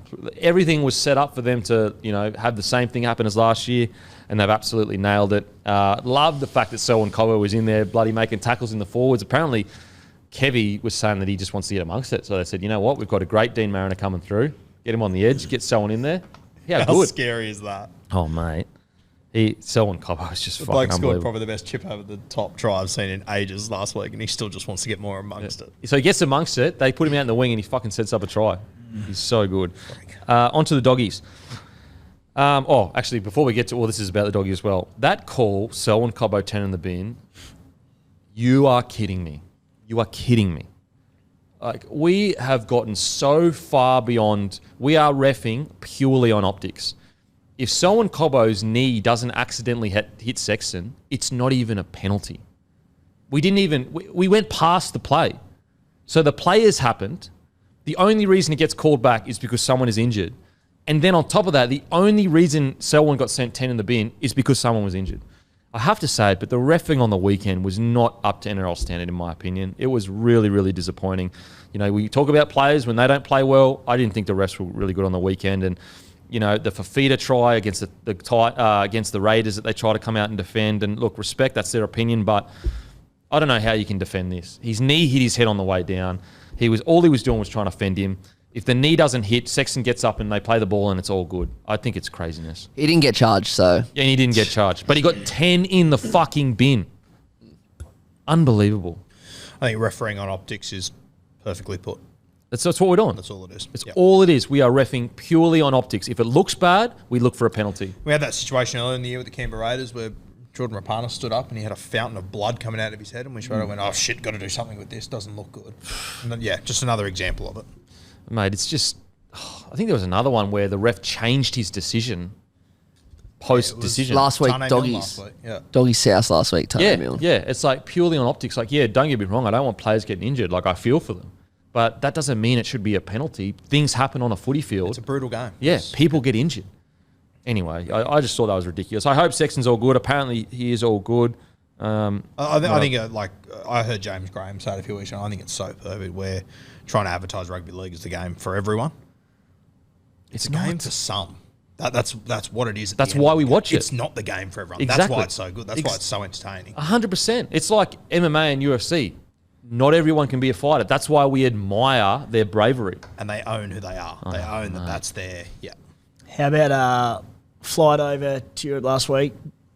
The great Volk. Volkanovski. Volk was on it. Hey, Yeah. I'm surprised you watched it. You're bloody in England. You don't care about us Aussies anymore. I don't miss much sport, mate. I'll tell you that. Mate, Volks, what a The bloody Volk. legend. So look, that call, I just think the reffing on the weekend was quite poor. I thought Cowboys, Manly, we'll get to the Titans game, but Titans have literally been robbed 2 weeks in a row. Yep. Got pinged for a penalty where they lost the game, and then against the Eels, the ref is literally calling RCG offside. He's the closest to the kicker. It makes Tanner Boyd rush the kick, and they don't get a penalty. Like, tell me how that is fair. I think that we need to spend way more resources in helping the referees be better.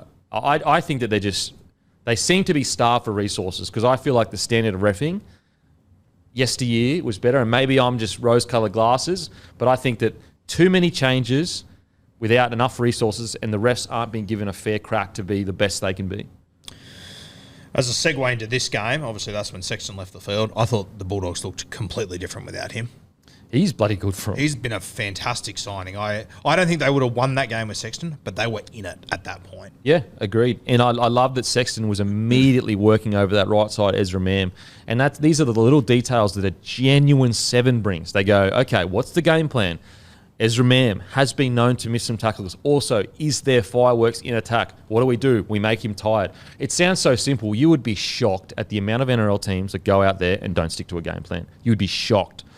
I mean, you could speak to your brother has been in the system for ages. How many times does a team go out? They're all pumped up. We've done video session all week. We get in the field and the game plan goes completely out the window. Yeah, and that's where your level-headed number 7 comes into it. Yep. It was announced maybe a couple of days after the Monday potty before I shot away, but it was Adam Drucey, a Bulldogs board member. He's on the SC Playbook podcast quite often, does an article for us each week, and he messaged me through just before the official announcement saying the Dogs have signed Toby Sexton. I went, shit, because I was thinking I'd love for him to end up at the Raiders, especially because they would have got him. I don't know if you boys got a figure on what they got him for, but I can't imagine it would have been a heap. Wouldn't have been a heap. And terrific the other week, 22-18 in that game when he went off. You mentioned Guru has looked brilliant. I think he's got such a big future, and I guarantee they've got him on unders for whatever they paid for him. So I think he's such a great signing for him. Yep. You would have touched on it last week, but just seems like he's unlocked, taking a lot of pressure off Matty Burton. Burton can sit there, run, do what he does best. Sexton takes control. Such a great signing for them. Great signing. And he's such a good example of, sometimes, look, the headlines are sometimes correct, but sometimes the headlines are so far off, especially with young number 7s. Like, if you read the headlines about Sexton, he was the reason the Titans were going poorly. He's not a first grader. He's not the guy to do the job. If you actually watch Sexton play, you've not only have you seen him really good first grade games, you could easily see this guy has a lot to offer. And well-rounded. Goal kicker, great passing game, good running game, solid enough in defence. Yep. He'll get better and better and better. He looks like he can be a really well-rounded number 7. He's like 22 or something. Yeah. He's young as anything. And for a young guy like him to already not overplay his hand is huge. Huge. And that's why I was like surprised like last week when they were like best game of Sexton's career. I was like, have you been watching the Titans? Yeah. Like he's had some awesome. cracking games for the Titans. I mean, even this year when he came in for the injured one of the halves. That first game back. Yeah, he was like their man of the match. Yeah. He scored the match winner. And that was a young bloke playing for his spot in the NRL. Yeah. And then he got injured like the week later. Mate, I think it's a fantastic signing. They got him on unders. He'll be super grateful for the opportunity. Perfect long term for Burton. And I can't wait to see Critter, Marnie, Burton, and Sexton together.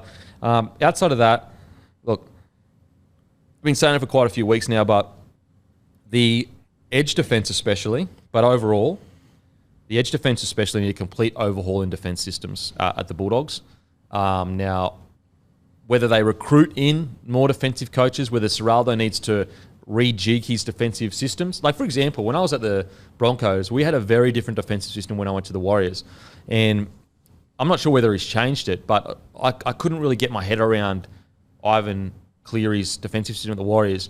But even him, now, their defensive system is literally the best, arguably some of the best we've ever seen. That comes from Ivan Cleary. So even he took a few years to develop into, the coach that he is this year. And I think Serraldo, if he can nip that in the butt early rather than it be like a 5-10, like a 4-year thing where then he realises, I think that he needs to identify immediately that the defensive system they're currently working with, it's not working in NRL and it needs to change. I was talking to a player about 3 months ago who had come from another club in the last 2 years, and he pointed out that the way the Bulldogs defend is completely different to the club he'd previously come from. Yeah, and he was finding it really hard to fit into it. Now, I don't know what the details are of that, but I did think it was interesting. Mate, I always think it's the simplest one. Now, there are a lot of up and in defences, but at Broncos, when I was there at least, anything outside of our own 20, it was up and slide.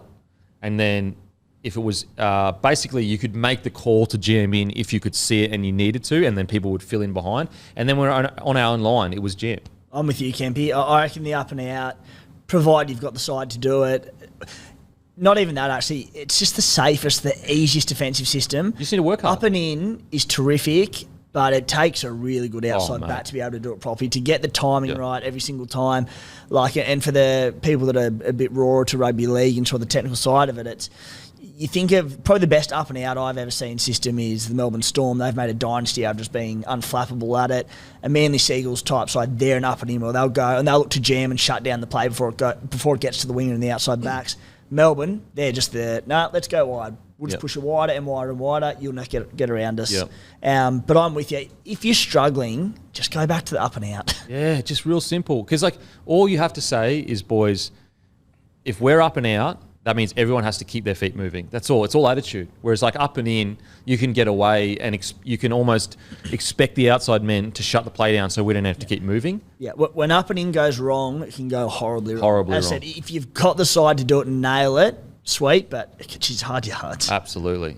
So, and on their line, I'm just surprised, if you're on your line and they've got an overlap, just pick a man and go for him. And I just saw on the weekend, the amount of edges that we were just crashing through, just poor communication.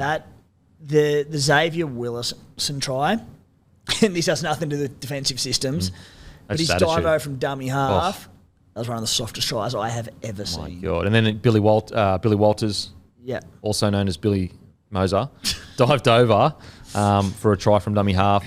Just their edge defence, I just keep it real simple. Coming out of the trouble, when they're coming out of trouble up inside, when we're on our line, we pick a man and we just if we've got a man short, we pick a man and you just get to him.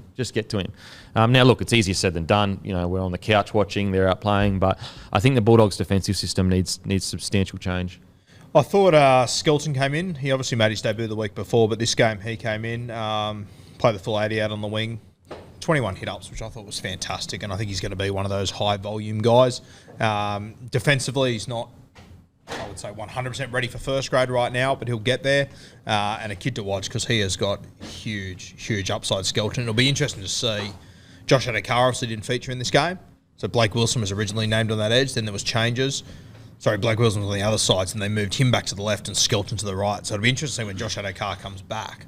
If they move Wilson to the right or if they keep Skelton out there. It's funny, the Skelton, because I was watching, I'm man, there's been so many raps on Skelton. I haven't really, he hasn't really done as much as I would have think. And then I went and looked at his friggin' runs. Yeah. 21 runs, 181 metres. I was like, 75 post contact, 2 tackle breaks. And I was like, oh, okay, he's one of those guys that just sneak up on you. Yeah, and if you get an opportunity, go back and watch. He obviously made his debut the week before. He came on for 10 minutes, but his first run, he got the ball in a little bit of space, and you could see it Yeah, there. he moved. If he gets an opportunity, which obviously right wing for the Bulldogs could be the worst real estate, if he does get an opportunity, he will light it up.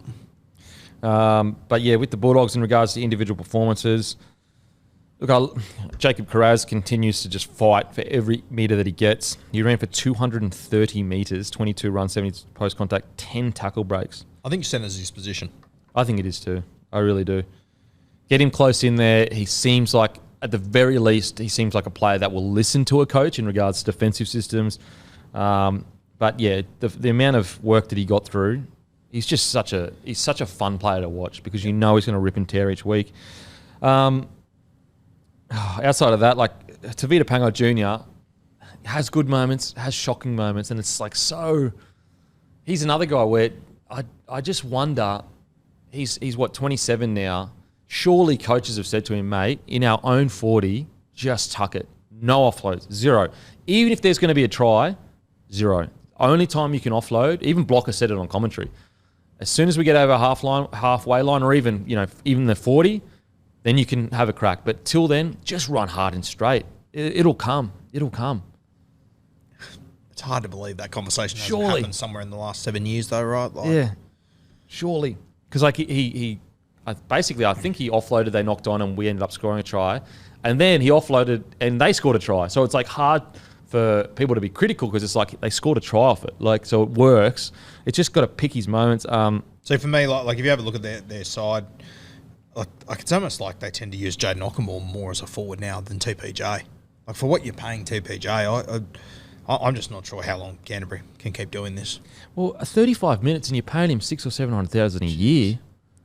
But in saying that, surely the Dogs want him to play more minutes. He just can't.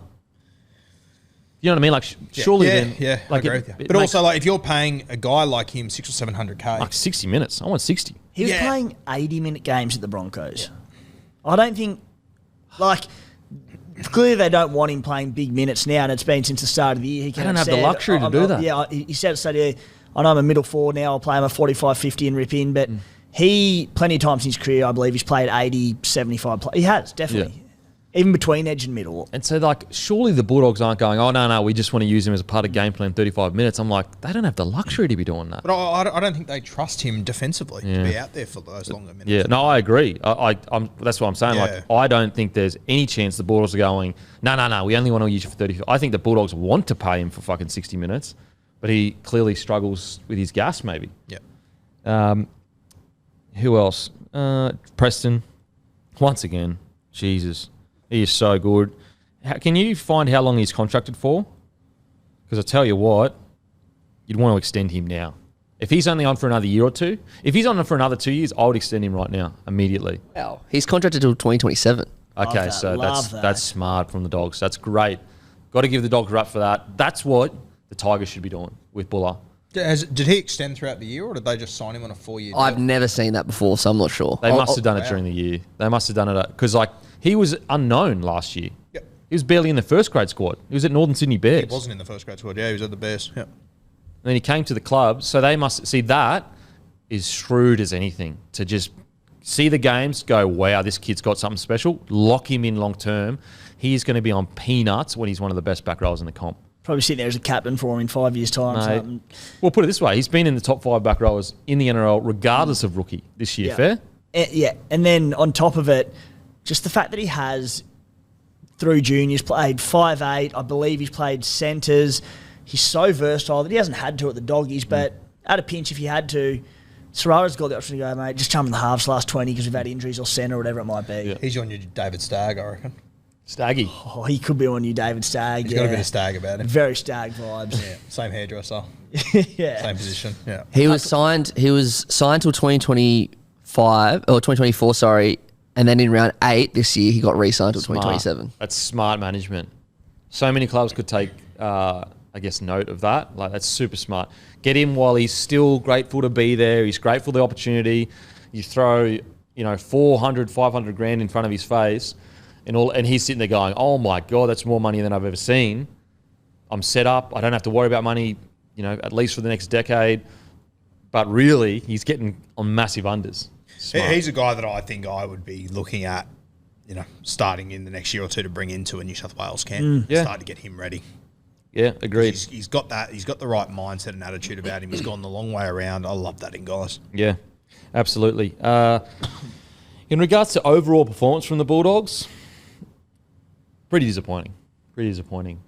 Yes, they lost their half, but, the Broncos had so many players out. Now, can you check how many the Bulldogs have out, just to be sure? I think they've got like 3 or 4 out now. They're getting close to full strength. You obviously Luke got Thompson, Kickout.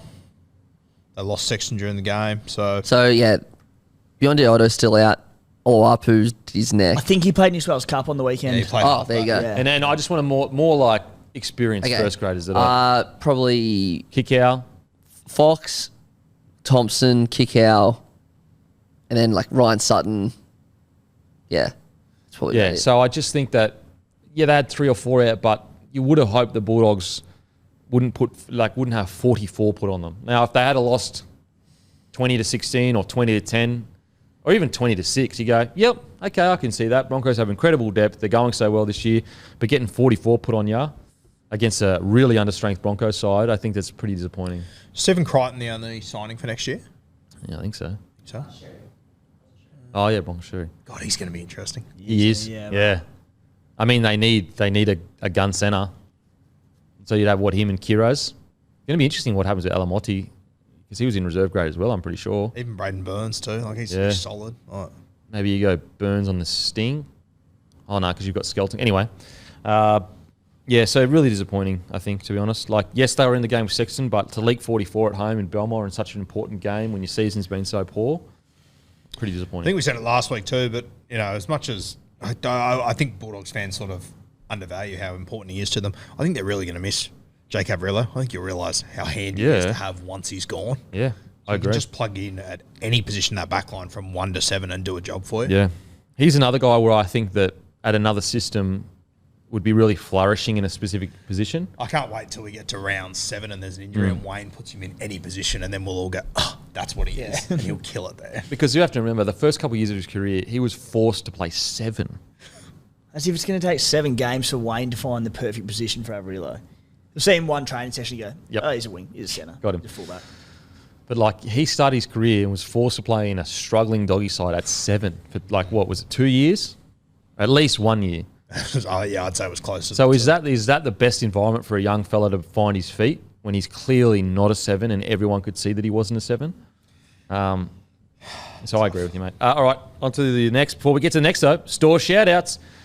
Foresters Beach celebrations. A great community bottle shop in the Central Coast. Mel and her team are always selling Bloke Lager and Bloke Midi for great prices. If you're on the coast, pop in and grab some Bloke beer. That's Foresters Beach celebrations.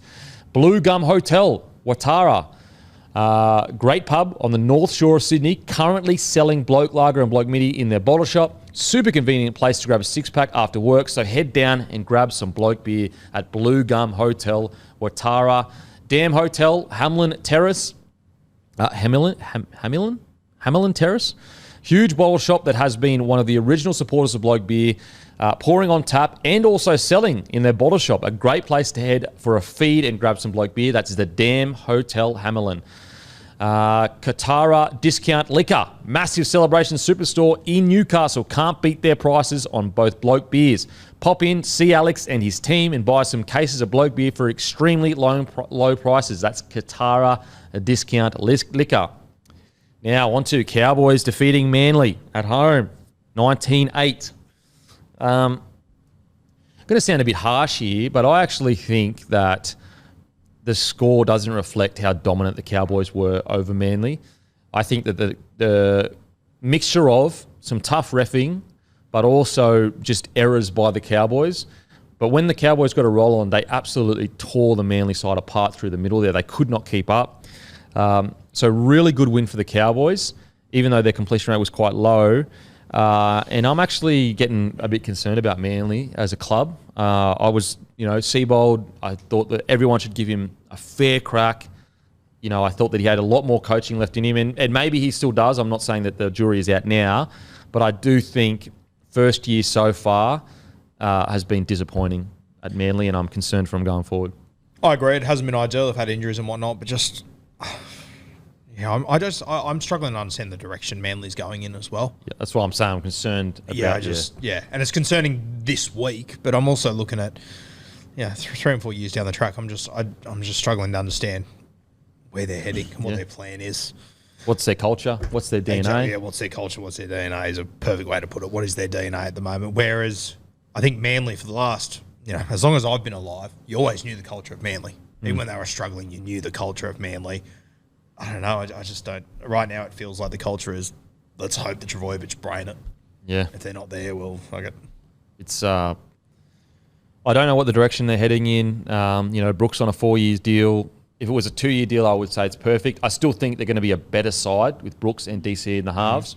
But again, DCE's only got 2 years maximum left in him, maybe 1. And the concern I have with Manly is you currently have the best 7 in the NRL and you're sitting 12th or 13th. So what's going to happen when DCE retires? The Fainu brothers look like they're gone. They're more 6s anyway. Obviously 6 in the front rower. I don't know. That they've had for years this, that we often speak of, this top-ended roster, top-heavy roster, I suppose, where you've got Jake Trbojevic, DCE, Turbo on the big bucks, which is all good and well when things are going smoothly, but when Tommy Trbojevic in particular has his injury history, thank God DCE's been as durable as he has, because if he went down and missed chunks, that'd be in all sorts. When the time does come that DCE retires and moves on and whatnot, and Tommy Turbo does his next contract negotiations, they can't win a comp without Tom Trbojevic. I think that's pretty clear. So I think they need to disperse these funds better and go against this top-heavy roster that we've spoken about before. Again, it worked for Melbourne for a long time, but that was a particularly special crop and also a very durable crop of, Cronk, Slater, Smith, etc. So when DCE's money gets freed up, Tommy Turbo, he's got to take some sort of cut. He'll take a pay cut. And he'll do it because he's a little bloody legend.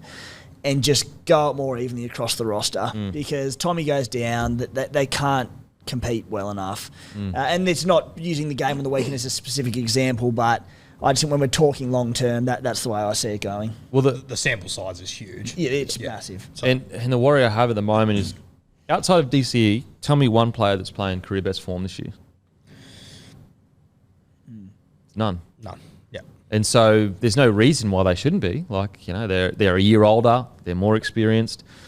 And so I look at that and I go, that's disappointing. A new coach, rookie coach.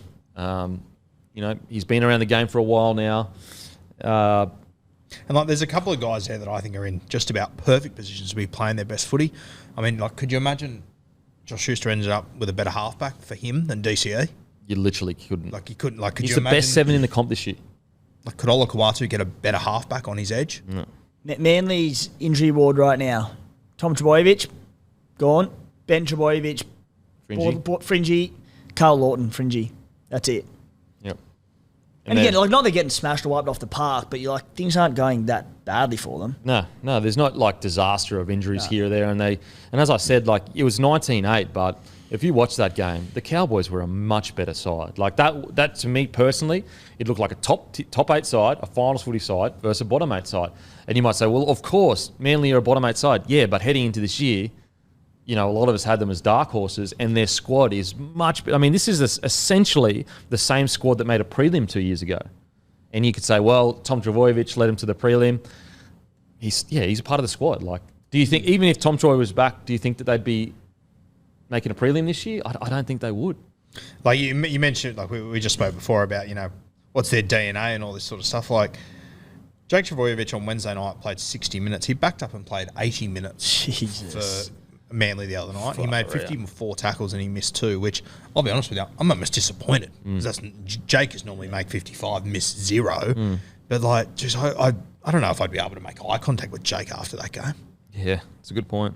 And on speaking about backing ups and durability, I just want to make note of DCE, who I've always been very heavy on getting your stars to rest post-Origin games and on big years, and especially when you're sitting pretty on the ladder.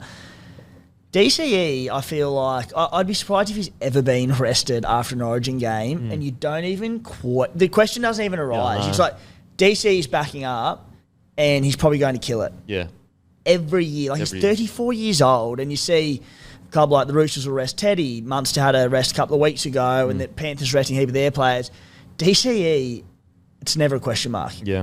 Which is such a credit to him and his durability over the years. Yeah. No, DC's been incredible. And he's got one of the great rugby league stories of like, you know, shoots onto the scene, has some drama in regards to the Gold Coast situation.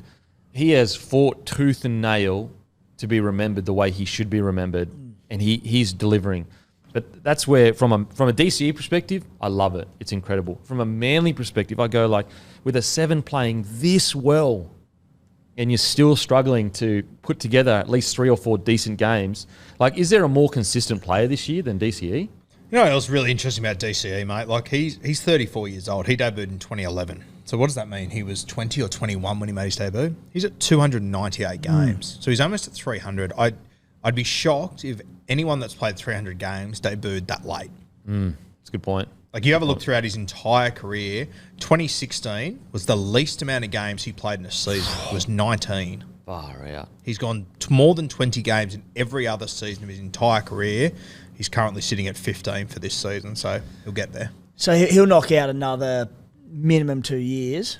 I reckon a minimum year, this year and next year. I reckon that's his.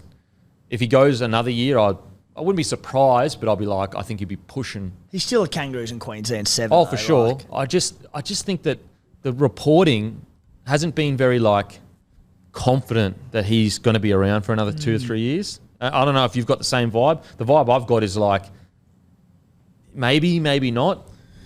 I know he can just retire if he wants, but he is contract till the end of 2025.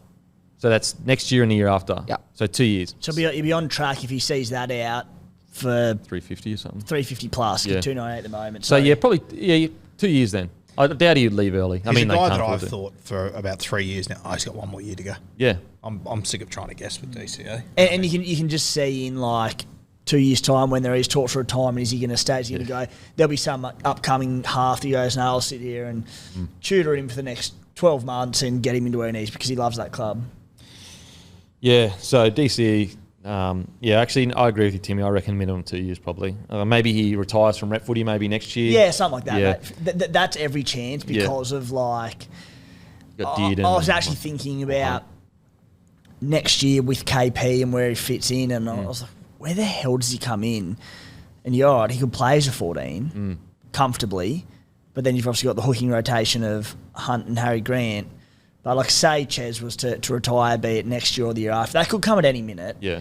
And then Benny Hunt starts and KP becomes your 14 because you've then got Cotter who can go in a share of hooker with Harry Grant if required. Yep. I think that's a very, like, if not next year, that'll happen the year after. Yeah. I know there's talk of Tom Dearden, but I know what I'm going for there when I'm going KP. Yep. But yeah, with Manly, as I said, I'm just a bit worried about the direction of the club. Their recruits, like Brooks on a 4-year deal. If that doesn't work out, jeez, they're in a bit of Barney rubble then. Serious Barnabas. Yeah. And then I look at some of the other signings and I go, they could be good, but they just haven't. They're not really veteran, grizzled veteran kind of forwards I think that they may need. Manly's going to have to get them all right to be good signings. And that's where I go, look at the current roster. They're not playing their best footy. So it's like, we've got no evidence to suggest that they will get it right because currently with the roster we've got, outside of DCE, no one's playing career best form. Maybe Ruben Garrick is the closest, but I feel like he was playing like this last year anyway. Yeah, I actually think Ruben Garrick was playing better last year than what he is this year too. I'll tell you who I thought had a good game on the weekend was Brad Parker. Oh, Hank. Defensively was Yeah, outstanding. he was good. Scored a good try. Jeez, It was one thing I know. You two were both there. It was one thing I noticed when we were out on the field catching those bombs the other night. He's huge. Yeah, big He's boy. so Boy, much hey. bigger than Yeah. I thought he was. Yeah. Good old Hank. He was good. But yeah, so look, I'm not sure. Like, because there's been so much noise around other teams, like they've kind of flown under the radar a little bit as to where they are on the They table. always do. Yeah. It's bizarre. Are they a final threat still? I'm drawing the line at the Cowboys. I was just a little ladder before. 3-point gap from the Cowboys on 24 in 9th to the 9th on 21 in 10th. Looks like it's down to 9 teams. And like I'm calling the Cowboys a top 8 team at the moment. So who drops out? there's going to be that's the question, isn't it? Like it's wild to think Souths are at 8th, and I pretty much call them a top 4 team. I mean, we'll get to it, but Sharks better be bloody wary because they could go loss, and they're out. They are out, yeah. And they've got some top 8 teams coming their way, which they hate. It's like fuck. Yeah, they're the vulnerable ones there, aren't they? Without a doubt, they are. Yeah. But anyway, yeah, so Manly, quite disappointing. Look, the positive, I guess, if you're looking for positives, they did hang in there defensively. They had quite a lot of sets on their line. Yep. And they hung in there. But I just think that they're a better team than just going, put it this way, right now, honestly, it might sound crazy, but I honestly think Dolphins are closer to winning a premiership than the Manly Seagulls. Because I think that the Dolphins, with a couple more recruits and just the culture and DNA that they've won, I just think that I just think they're heading in a better direction. Maybe premiership's too far, but I'm more confident of the Dolphins over the next few years heading in the right direction than I am of Manly. So maybe premiership's too far, but because I've got DCE obviously, so that changed everything. But I'm just more confident the Dolphins headed in the right direction. It's not a question I thought I'd be answering today, but I get where you're coming from for sure. Yeah. Like I'm confident that they're going to go recruit well, get the best out of their players. There's direction. Whereas Manly, I'm just unsure. Timmy, what do you reckon? I think you're mad. Think I'm mad? Well, I took the premiership back. Yeah. True. I took the premiership back. Yeah. I think they're heading in a better direction, but premiership-wise, Manly, there's a DC there. Tommy Turbo, if he comes back at any point, not happening this year, but fit and firing, they can win a comp. But I don't think any of them are winning a comp anytime soon, to be fair. Yeah, I mean, I agree with that. I just think that like they got Herbie Farnworth. Like, look at their signings the next year. Herbie Farnworth, Flegler. Anyone else? Avarillo. Whereas you look at Manly signings, Brooks, Jackson Polo, Tommy Talau. So, yeah, I don't know. And where is... I don't think, like, the Dolphins... And the Dolphins may finish above them on the table this year. Yeah. So that's actually, like... And I think as well, like, even the year Turbo stayed fit and was great. They didn't fire a shot come finals time. They made prelim, didn't they? Didn't they go out straight sets? No, they made a prelim. They from memory, they pumped someone second week of finals. Are you talking about Manly? Yeah, they pumped someone and they got pumped. Yeah, so they got pumped by Melbourne in week 1. This is not last year, the year before. They pumped Roosters in week 2, and then South pumped them in the prelim. Yeah. Well, that was that 2021 Roosters side that had no one left. Yeah, and they just scraped by the Titans. Yeah, so... Yeah. Yeah, and like Dolphins may actually finish above them this year on the table. That's how, as I said, that's how concerned I am with direction. I guess the positive is that any team with bloody DCE in it and Tom Trbojevic is a... Yeah, and that's where I was thinking more premiership-wise, you need superstars to win comps, and they've got 2 of them. Premiership would have been maybe a bit too far. But direction-wise, I think the Dolphins are headed in a better direction right now as we speak. Let's get to the Cowboys. Really, really good win. Like it's almost like they played 80% of their best footy, and then there just were a few errors here or there that really held them back. But geez, they look like a different side to 6 weeks ago. They looked like they were down and out. Didn't they just scrape past the Knights or something like that, like 6 weeks ago? I wonder what coincided with their form run 6 weeks ago. 3 Origin games or something. Yeah, might have been that, I think. Seriously, it's like Queensland won the battle, but the Cowboys might win the war, because the players to come out at, like Robson gets his Origin debut, Drinky gets on the edge of or is in the Blues squad, Tommy Dearden on the edge of the squad, Cotter man of the series, Taulagi played back into form, Nanai, he was a shadow of himself leading into that series, got a game, got the call up, back into form, and all of a sudden the Cowboys are on a tear and premiership threats again. Yeah, New South Wales 1 game through though. Yeah. Like, and you look at the... as good as your last win. You look at the stats. So in total, Manly ran for 1630, so 1,630 metres. And the Cowboys ran for over 2,000 metres, 2,088, but they only had the ball They only had 20 more runs, essentially. So in 20 runs, they got an extra, basically 400 metres. That shows you how the difference in explosiveness through the middle that the Cowboys had compared to Manly. It's crazy. Since the Tigers pumped the Cowboys, the Cows have only lost one game, and that was the game after that. So they've won like 5 in a row or something, and the Tigers haven't won a single one. And they've beaten Penrith, Storm, South, like all the big dogs. Mate, the Tigers are definitely top 8 contenders for sure. I'd be shocked if they don't make the 8. And if they keep on this trajectory, they could be premiership contenders. Put it this way, and this isn't as shocking to take, and I think I said it last week, I'm more confident the Cowboys could win the comp this year than Sharkies win the comp this year. Oh, without a doubt. Even though they're sitting 9th, Sharkies are sitting 3rd. Yeah, as it stands. Yeah. God, the game can change quick, can't it? Yeah, Like, mate. imagine saying that a month ago. Oh, mate. And you know what? In a month's time, we could be saying the complete opposite. Oh, absolutely. 2 weeks' time. Well, it's the same with Manly. Like, in regards to I think Dolphins are heading in a better direction. If if DCE turns this team around, in 4 weeks we could be sitting there going, holy shit, imagine this team with Brooks in it. It's just a long time in footy. But like right now, the Cowboys for me are definitely looking more likely to challenge for a premiership than a Sharky side. They are just like, when you look at that squad, and as you guys, all the guys you mentioned, like Ruben Cotter, player of the series in Origin. Valentine Holmes, aside from that one bad game, was great in Origin. Then you've got Tuolangi, who I thought was outstanding in Origin. You got Dearden, who is playing career best footy by a mile. I mean, a side that, like, this is a side that, where is it? Taumalolo played 41 minutes. Did decent enough, but they are no longer reliant on just Taumalolo. Like, he's still important to the side. He still gets them plenty of momentum, but they are no longer just a one-team player. I remember like a few years ago, you used to look through this Cowboy side, and Taumalolo wasn't there. You'd just go, pack it up. Yeah. Not a hope in hell. Whereas now, you're right, mate. Like, there's so many good, talented forwards up there. It's crazy. So good. I mean, you look at like Jordan McLean, 154 metres. Luciano Leilua, 132 metres.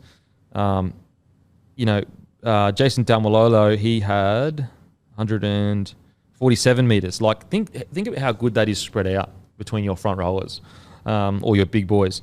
Then you go to Nanai, getting through way more work, 11 runs, 95 metres. I'm really excited about this. And then you've got Reece Robson, who now has Origin. Like, right now, they've got Reece Robson, Dearden, Tawalangi, Holmes, Drinkwater, Cotter, and Taumalolo. They're all Origin standard players. That's a lot of players in a side. You wouldn't, like, 2 years And ago, Nanai. it was Val. That was it. Yeah. And Dearden's knocking on the doorstep of being, a halfback in Origin too. It's incredible where they've come from to where they've ended up is unbelievable. Yeah. And you got to remember as well, these guys are all backing up from Origin. Like, if there's one... Reece Robson played 80 minutes. I know. There's one game where Manly should have trounced them. Yeah. It was when you've got 4 or 5 players backing up from Origin. Reece Robson played 80 minutes, and they had Jake Granville playing 13. Yeah. Mate, amazing. In regards to individual performances, I thought Valentine Holmes really bounced back. I think that he would have been quite, disappointed with the game that he had on the weekend. He ran for over 200 metres, 60 post contact. But I got to speak about Scotty Drinkwater. He is so friggin' silky. It's incredible. Like, just some of the stuff he does, like the footwork he put on Ola Kawatu, that like little in and away kind of, just so special. And it is so stupid that a guy like him is not qualified to win the Dally M because one tackle went wrong at the start of the season. Because if he was still eligible, I think he's a chance of winning Dally M. I hate that system, Kempy. Like, it's ridiculous. I understand that I believe it's the best and fairest, and the suspensions tie into not being the fairest, but it's also, we're not playing under sixes here. When blokes get... We had a bit of a chat about it off air, and you were saying that the game has changed so much in 10, 15 years. It used to be hard to get a suspension, but now you can flick a bloke on the ear and you get suspended. And if you get... Is it 2 or 3 weeks for that or something that can rule you out of it? The way I see it is that's ridiculous.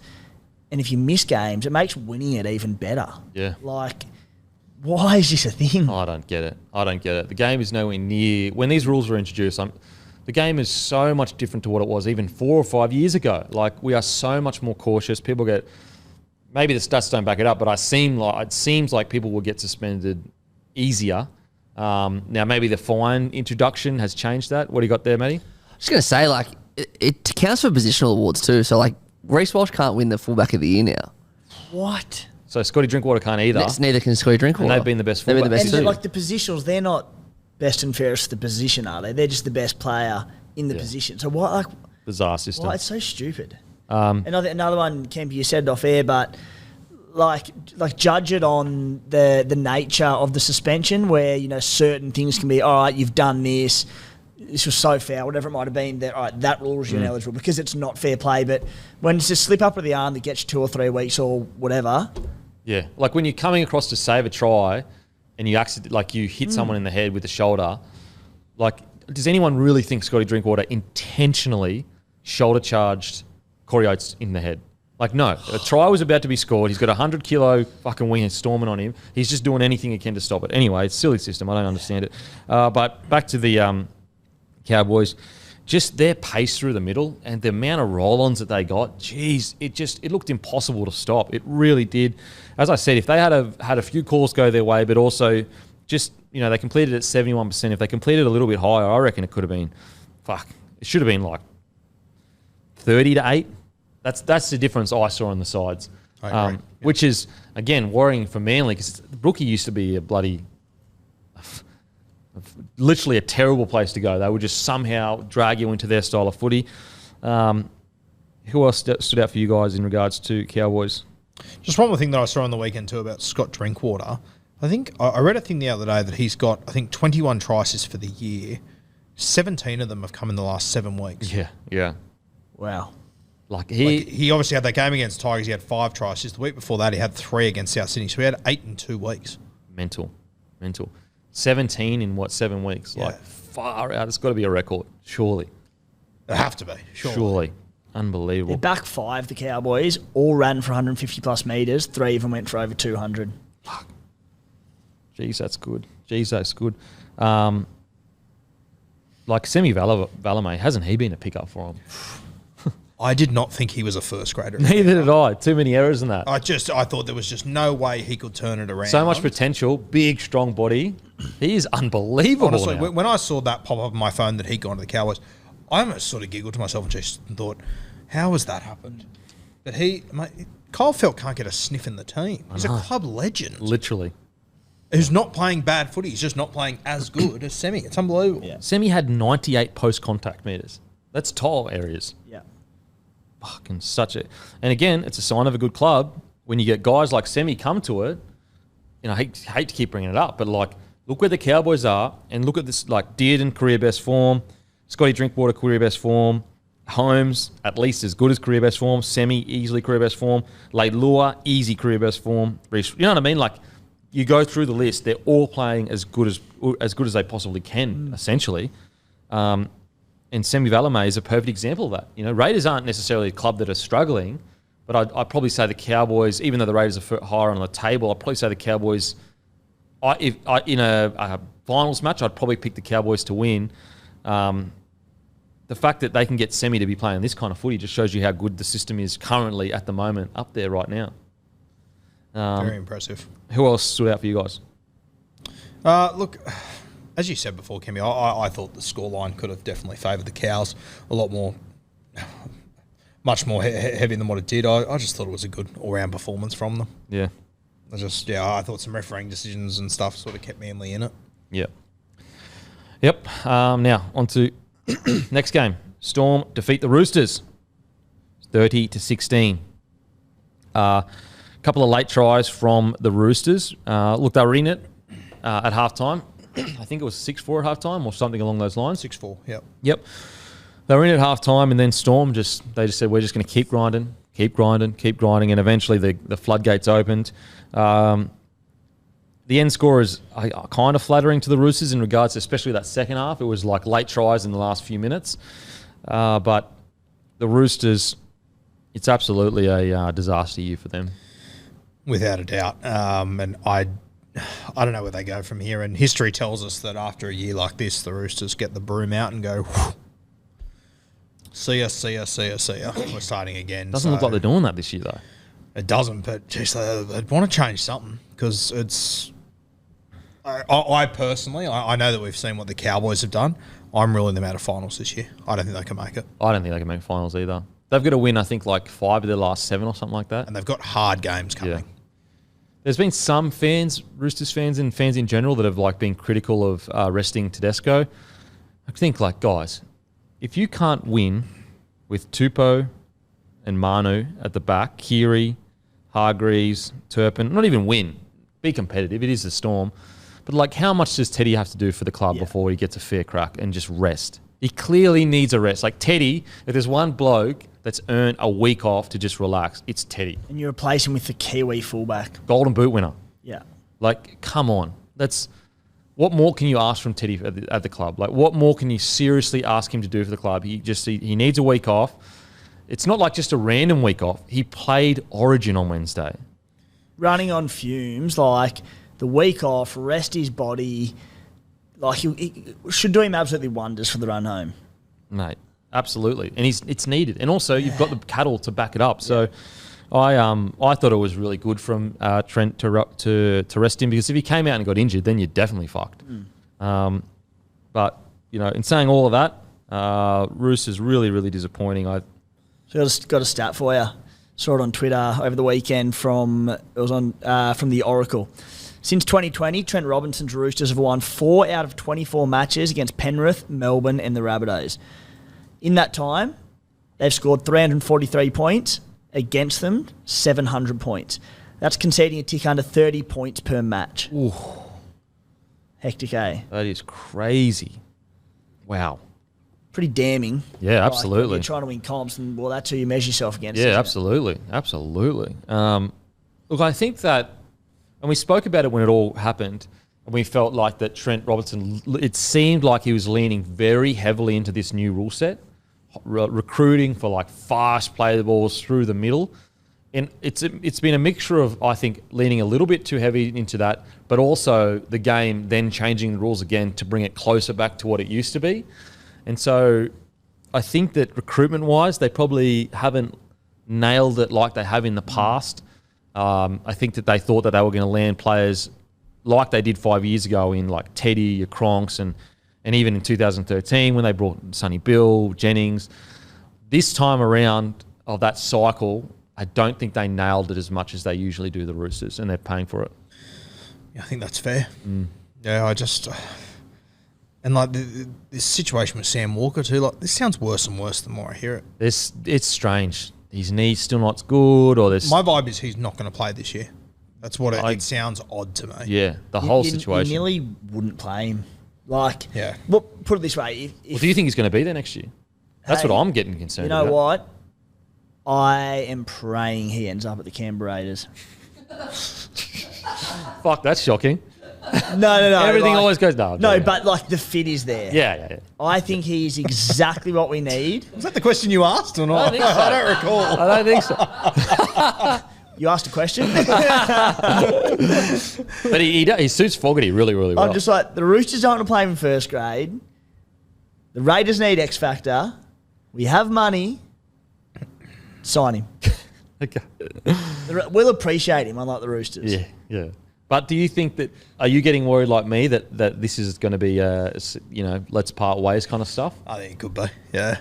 Because, like, why is he sitting, like, we're talking about Sam Walker here. Like, 2 years ago, I remember there was, like, a post-match. And, look, I'm guilty of hyperbole. Like, I nearly got caught up in hyperbole fucking 30 minutes ago. But I remember after, like, his first year, he's like 5 or 6 games in, and they were doing, like, a post-match, and there was a journalist, and they were basically, like, saying, like, he is the next fucking Thurston, pretty much. And everyone was kind of like, what the hell? And isn't it funny how quickly things can change? Not to say that Sam Walker doesn't have so much talent, but so many things need to go right for you to play good, consistent rugby league. But isn't it funny? I remember when he came in and the height was so high, and it was very hyperbolic. But he's at the right club to do it. Yeah. He's at the right club to be able to achieve those great things. And how far off does that look at the moment? As a blossoming young 7 in the game, he just needs a champion halfback of rugby league to nurture him. And I don't know where he could find one of those. The Raids. I mean, look, and to be fair, like, is anyone playing? Is anyone playing? He didn't go to Europe. He's been sitting out the front of Sam Walker's house. Yeah, trying to get him down there. You know, has anyone playing career best footy at the Roosters right now?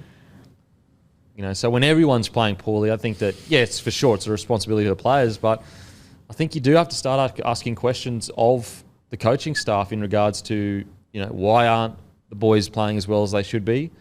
I think Trent Robinson has so many runs on the board that obviously that question has to come with a lot of respect because he's earned the right to be able to be, I guess, be trusted that, you know, he's going to be the man going forward.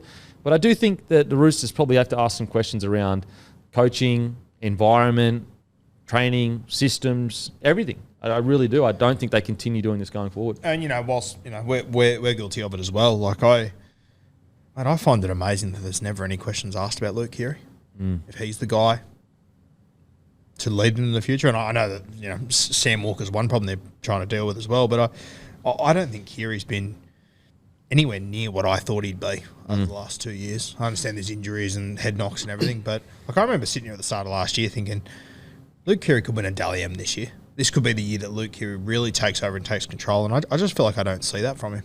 Well, he was a front runner for the Origin jersey a couple of years ago, and obviously doesn't get mentioned in the same talks now. Someone mentioned, I think it was Matty when we were doing a show the other day, he mentioned when Luke Keary played Origin, and I honestly sat there and went, I completely forgot that happened. It seems like so long ago and such a distant memory. I almost forgot it happened. Yeah, it's interesting to see what Keary's going to do moving forward.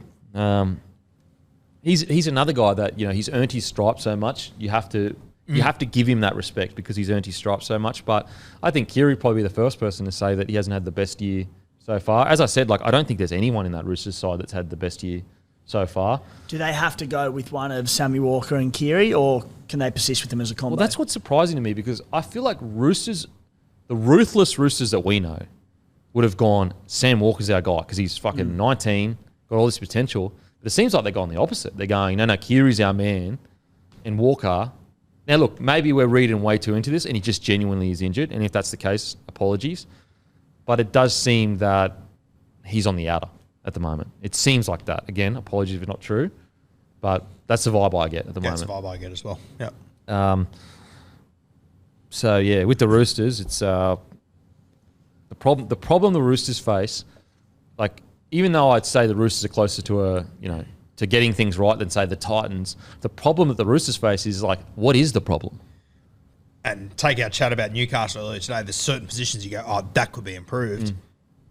Yeah, what could be improved? What do you do here? You got a premiership winning coach. You got one of the best, if not the best, setups in all the competition. You can recruit essentially whoever you want. You got a great roster. Whereas, like, you look at the Titans and you go, okay, yeah, the Roosters are closer to a premiership or turning it around than the Titans, but at least with the Titans, you know exactly what the problem is, and they're fixing it. There's a 3-time premiership winner in the halves. A year ago, some people would have told you they have the 2 best fullbacks in rugby league. Yep. Yeah. What do you like? The amount of talented forwards that are in that side is unbelievable. I think, for example, it's like almost a bit concerning that Collins can go away, essentially be player of the series, but he gets back to club, and it's not like he doesn't have a crack. Like, he absolutely has a crack. Like Billy Slater said, you know, if you watch him play, he's still, but it just doesn't seem to be working for him the way it does work in Origin. Like, Origin is clearly a way harder cauldron than club, and he stands out at Origin. So it's all there for him, but the systems just don't seem to be working the way they hope they would. Yeah, I can't put my finger on it. I don't know what it is. Now, onto the Storm. Just quickly, Oh, sorry. one bloke I would like to shout out the Roosters. I think Nathan Brown sort of slid in under the radar a bit. I think he's been really good for him since signing. He played 80 minutes in the middle on the weekend. And they've moved Radley to an edge for him. Moved Radley to an edge. I just think, because probably of how the Roosters have been performing, that there hasn't been much said about him, but I still think he's got a lot left in the tank, Brownie. His ball playing is so good. I get real Tohu Harris vibes about him. Like his past selections, the way he brings blokes to the line with him. He set up a try, the late try for one of Guru's could be anything, Josh Wong, late in that game. And now I think his best role for that team at full strength is, 40 to 50 minutes off the bench, because he comes on, he can turn a game because he runs so hard. He's got the aggression, but I think his ball passing, like his selection is great. So I think he's been a really good signing for them. Shout out to Wong. He scored the last try the other night. He's only played 15 minutes, but very good kid. I'll tell you, it was a few years ago. It was only a year ago now, actually. My brother playing in the Roosters comp, the under-18s, they won their grand final, and then in the change rooms after, they were all celebrating and dancing around. And I remember looking at the group of them and looking at one kid going, that kid is enormous. Who the hell is that?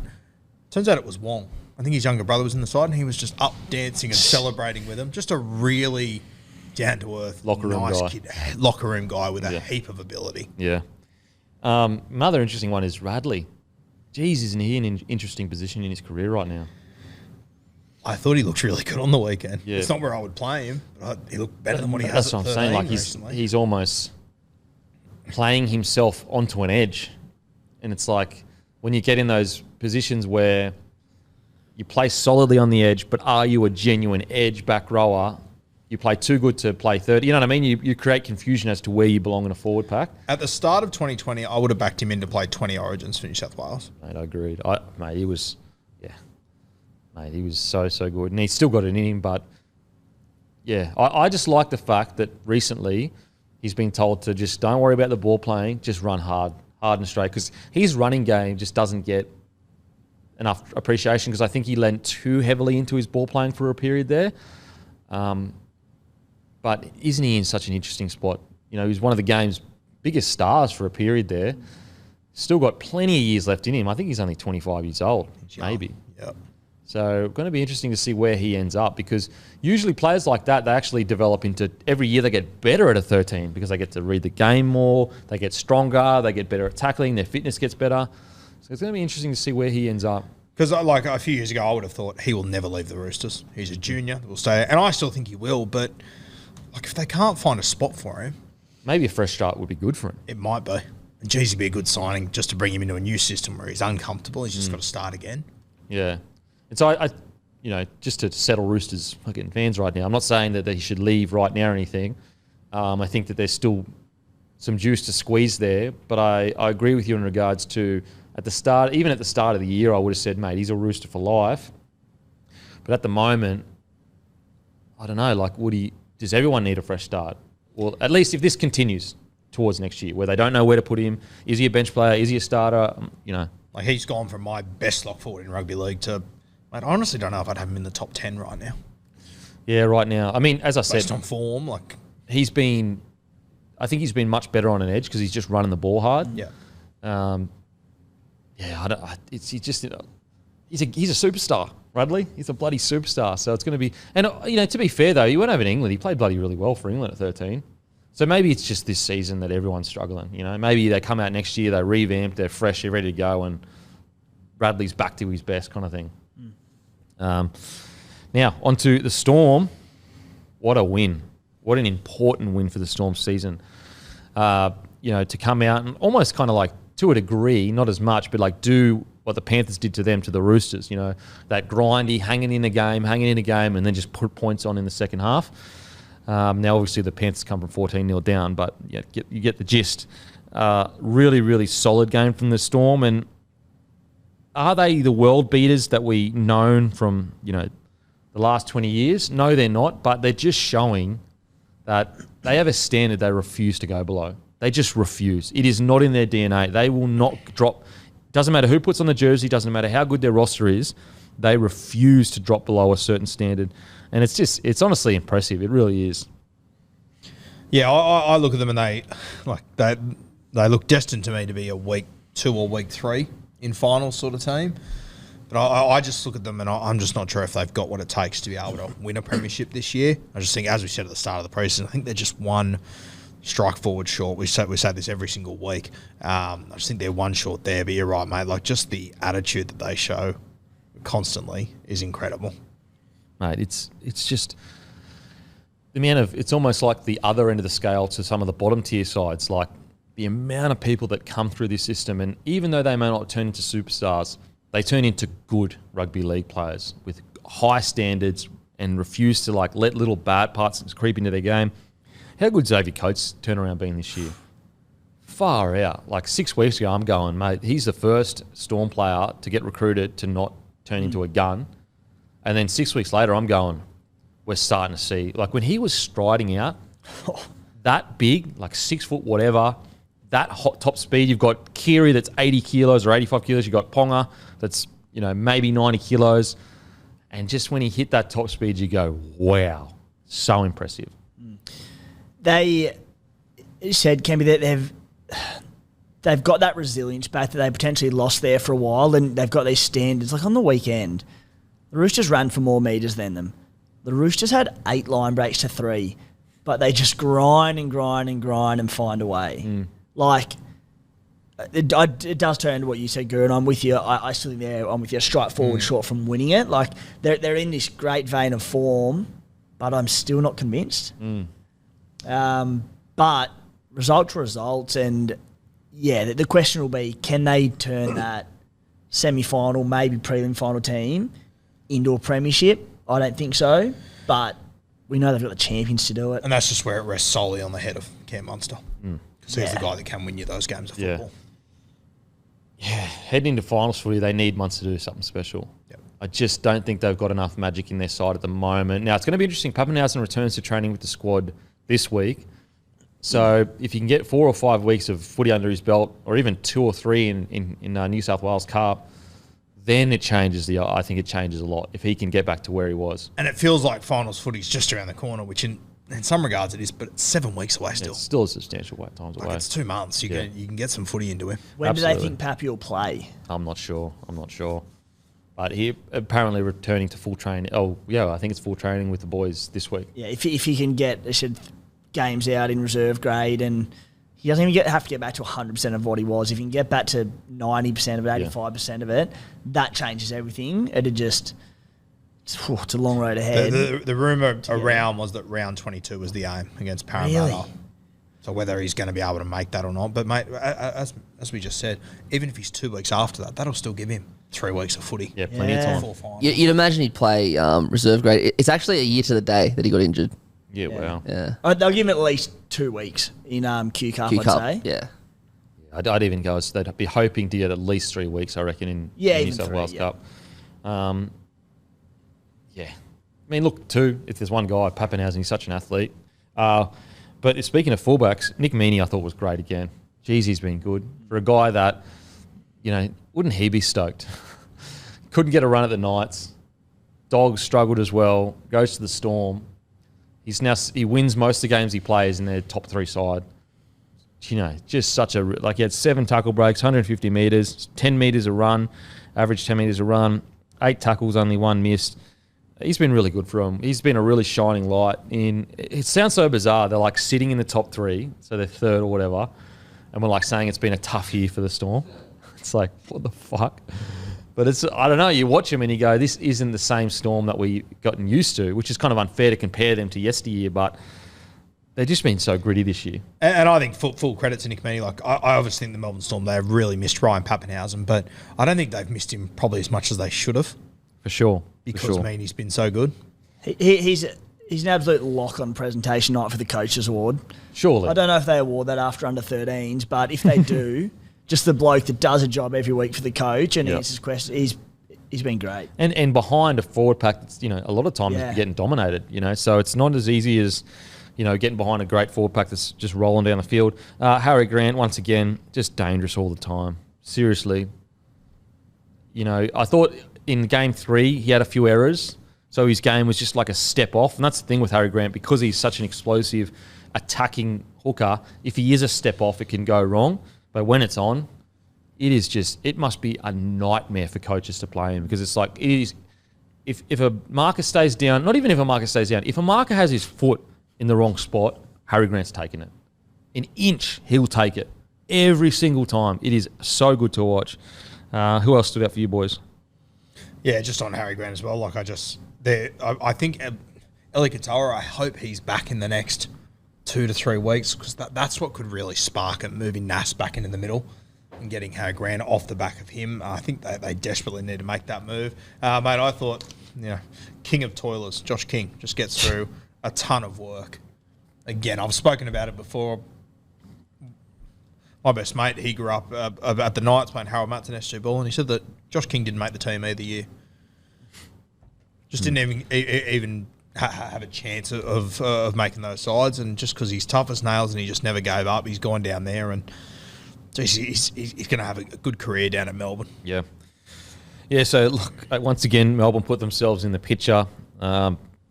If there's one team that has a player in it that can do something incredible, like put it this way, like we've seen worse teams have key players go on runs taking to the finals.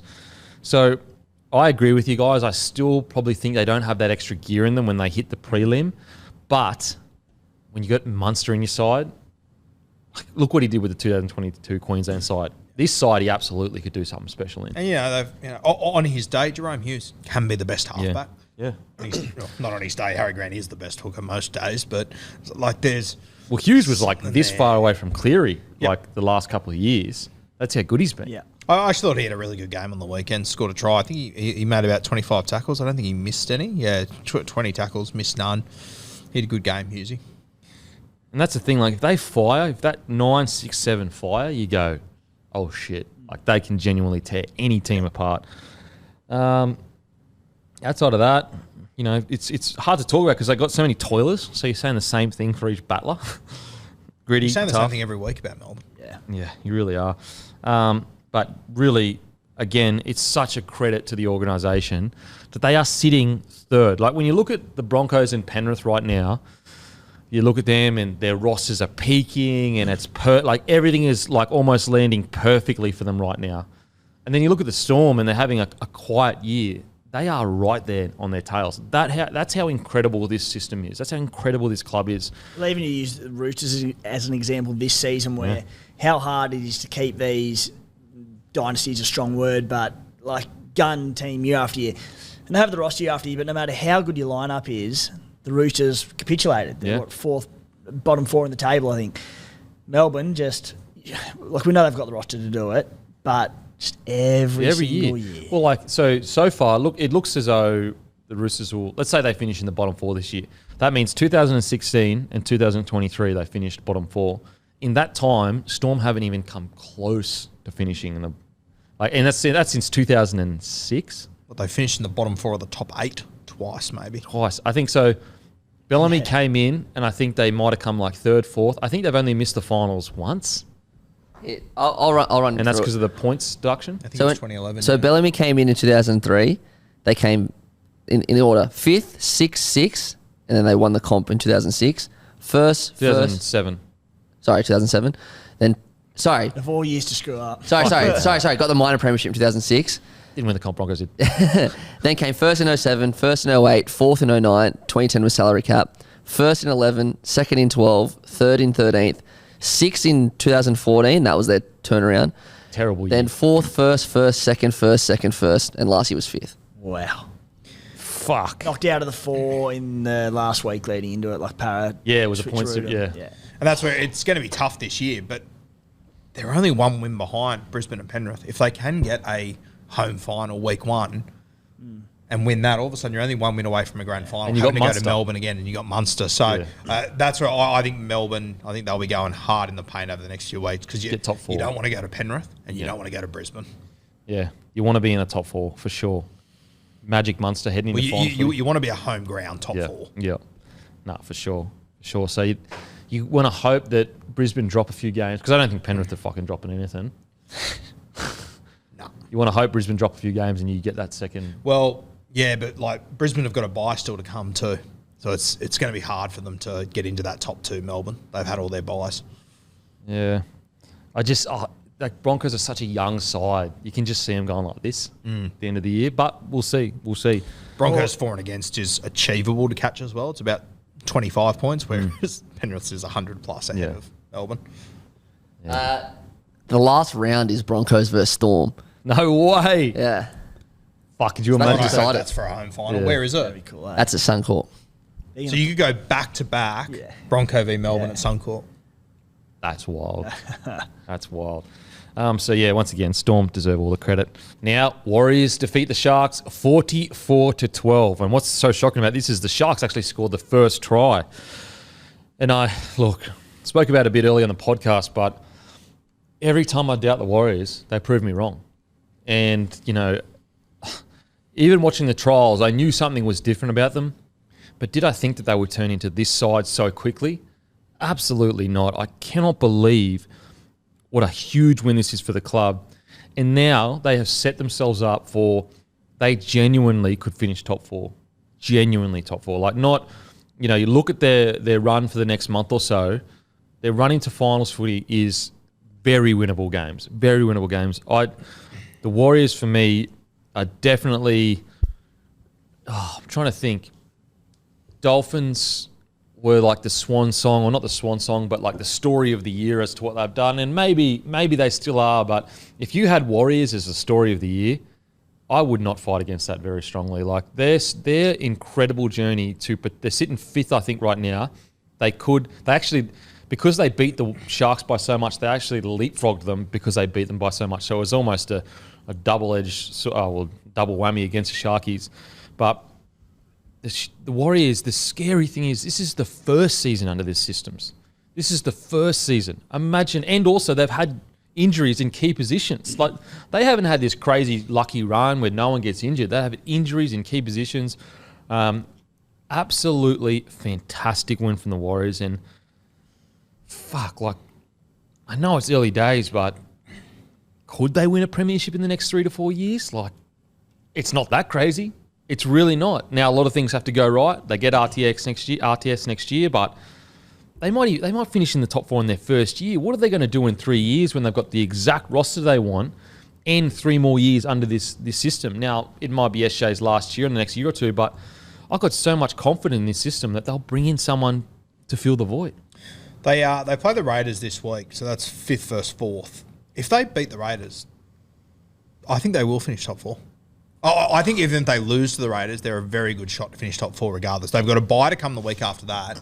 Then they play 5 bottom 8 teams. Unbelievable. Personally, if I'm a Warriors fan, I would be disappointed based on the footy they're playing in the draw they've got if they don't finish top 4 this year. It's amazing what they're doing. We were down there a couple of weeks ago. Like they absolutely gave it to the Raiders a few weeks ago in Canberra. Yeah. Like they dominated them on Crocus 300th. Yeah. Yeah. You talk about in the next 3 or 4 years, is it feasible that the Warriors can win the comp? Of course it is. Why not this year? I'm not saying they win the comp, but Penrith, in my eyes, is still leaps and bounds above. I think everyone would agree on that. The market reflects it. If Cleary, God forbid, you wouldn't wish it on anyone, goes down injured, that brings the playing field very level. I think after Penrith right now, 2 to 8, 2 to 9, any of those teams can win the comp. And you could make an argument for any of them after Penrith. If injuries do strike upon Penrith, we don't want it to happen, but if they do, why not this year? I'll give you another one. Prelim final, Penrith come up against anyone there and someone knocks them off. I think the Warriors can beat every other team in that top 8. I don't think it's beyond realms that they can do it this year. I'm not saying they will, but... So what position do they have to finish to get a home final? 1 or 2 if it's in the top 4. Well, okay, otherwise so 5 or 6. Yeah, so if they make the top 4, if they come 3rd or 4th, they get an away final. But if they lose that, they get a home final the next week. Or if they get 5 and 6, they'll get a home final in week 1. So basically, top 4, they're guaranteed at least one game at Mount Smart. Top 6. Top 6. Yeah. Oh, sorry, to the first game. But top 4 you want because you get 2 shots at the cherry. So if they finish top 4, even if they play Penrith away, so it would be top. So 1 plays 3, 2 plays 4? 1 plays 4, 2 plays 3. 4, okay. So 4th, they will most likely play Panthers. If they lose to Panthers, they go on the other side of the Panthers draw, correct? Correct. Yeah. So then they go... With a home final. Exactly. Then they go home to Mount Smart against whoever. Yeah. Then they go to a prelim. You're 160 minutes away. It's not beyond the realms. It really isn't. You're right. Especially that top 4 finish. Yeah. Can I give you another angle? I've only played the Panthers once this year. That was Panthers full strength. I think they're missing Isaac Tunga and that was it. They got beaten 18 to 16. 18 to 6. 18 to 6, sorry. What did I say? 16. Sorry, 18 to 6, sorry. Do you think, surely if anyone knows this Panther system, maybe how to beat them, it's Webby. That's such a good point. Shout. That's a great point. So yes, I think they're at long odds to beat the Panthers, but if there's any team that's going to get him in a sudden death game, Webby might have a plan up his sleeve to know how to beat He these would guys. know them obviously inside out, back to front, wouldn't he? Yeah. Mate, it is it is going to be so exciting to see if they do get a home grand final. And look, I'd be shocked if they fell out of the 6. If they fall out of the 8, I'll be fucking absolutely mind blown. But if they get a home grand final, at least one, and then they could make it into a prelim, like that's where magic. You can feel. For example, this is a magical year for the Warriors. Everything just seems to be clicking, and so a guy like SJ, who right now him and Haas is probably between those two to win the Dally M, which is insane to think. The Warriors really like. I am so excited for them as a club, and again, it's almost been the theme of the podcast. But you ask yourself, who's playing career best form right now? Fuck, nearly the whole side. Take your pick. Yeah. Exactly. And that's when you know there's a good coach and a good system, when all players are playing essentially the best they can play. On top of all that, look, it's going to be hard because I think if Ivan Cleary goes back to back to back, he's the coach of the year. You can't really give it to anyone else. But it's selected before that happens. So, discounting that, Andrew Webster is the coach of the year. Yeah. I think when you consider, as you said, when that decision is made, I think it has to be him. And I think the decision made is so dumb that it's before the grand final, but whatever. It has to be Webster. They're literally a win away from the top 4 with a team that most of us, if not everyone, like tell me anyone outside a diehard Warriors fan that had them in the top 8, let alone the top 4. No one. Yeah. That's how far this guy's taken this team. It is, mate, it's one of the great stories of rugby league. And keep in mind, we've just watched, obviously it didn't end the way that we hoped, but we watched Reece Walsh go to the Origin Arena, dominate game 1, dominate game 2, and they lost him. Jesus. They replaced him with Chance, who the Raiders didn't have a fullback, and you were playing him in reserve grade. Isn't that just bizarre? Unbelievable. Crazy. I want to get some clarity on the Chance situation because I've seen a lot of comments. Have you seen it too? Saying that he chose to leave before he was basically put into reserve grade. Look, Timmy, he was put in reserve grade before he left. He didn't leave because he was homesick and that's why he left. He was down the pecking order. He was playing reserve grade before he left. I know he was homesick. Yeah, like he's got kids, 1 or 2 kids over in NZ. But he was definitely put, and they went the savage route. He was, yeah. Yeah. So I just wanted to clear that up because I've seen quite a few comments of going, no, he was homesick and that's why he left. Look, there's nothing wrong with it. The Raiders are going great. It doesn't mean, but he was put in reserve grade and they chose to go down the savage route, which has changed again. But Chance was absolutely not their first choice fullback. The thing that stands out for me this year at the Warriors, and there's Sean Johnson, there's all these guys we can talk about. I remember sitting here at the start of the year and looking at the Warriors side and going, I think they have to pick Chance at centre and Niokore at centre because they need to find centres that can defend. I think the Rocco Berry, Adam Pompey, granted he missed a few tackles on the weekend, but I just think that their edges look completely different now. Completely different. And that's the spot that I always just thought last year against good teams, the Warriors write the game plan against them because you just go at their edges. I think that's completely changed. People get sick of me saying it, but again, like we all always, and rightly so, we should play, like the players are responsible for how they perform, but not enough credit is given to the environments and the systems that they are defending in. Pompey and Berry are the same players they were last year. Like they haven't turned into supers, like they haven't changed their physiques or whatever. All they are is in a different environment with a different coach. That's it. That's the only thing that's changed. Yet, they're a team. Guess what their completion rate was on the weekend? 92%. Big game. Sharks, they came out of the blocks absolutely firing. And this is what the performance that they put up. It is, mate, they are putting themselves in such an incredible position. And I tell you what, if you're a young player, now it has to be maybe a couple of years in a row, but all of a sudden the Warriors go from, go over to New Zealand, bit much, they're a bit inconsistent. If Webster can continue doing what he's doing, it goes from a club that is tough to get recruitment into, do you want to be part of this young coach, this young team? Do you want to be part of the Warriors? It'd be their first premiership? Yep. Do you want to be a part of that? Because that's where they're landing themselves right now, in that the area of about to strike towards a premiership at least. I'd love to see what Webby's plans were at the start of the year as far as the future. I'd love to know which players he thought maybe they aren't my guys and I'll plan to move them on. Because I just look at their squad right now and I can't find you a player, if I'm being completely honest, that I think doesn't fit into the way they're playing. I remember last year, fixture, you talk about like how weak the edges were in the defensive systems. Sharks versus Warriors, corresponding fixture, but it was at Shark Park. Will Kennedy sent off after 16 minutes. Sharks went and beat them 29-10.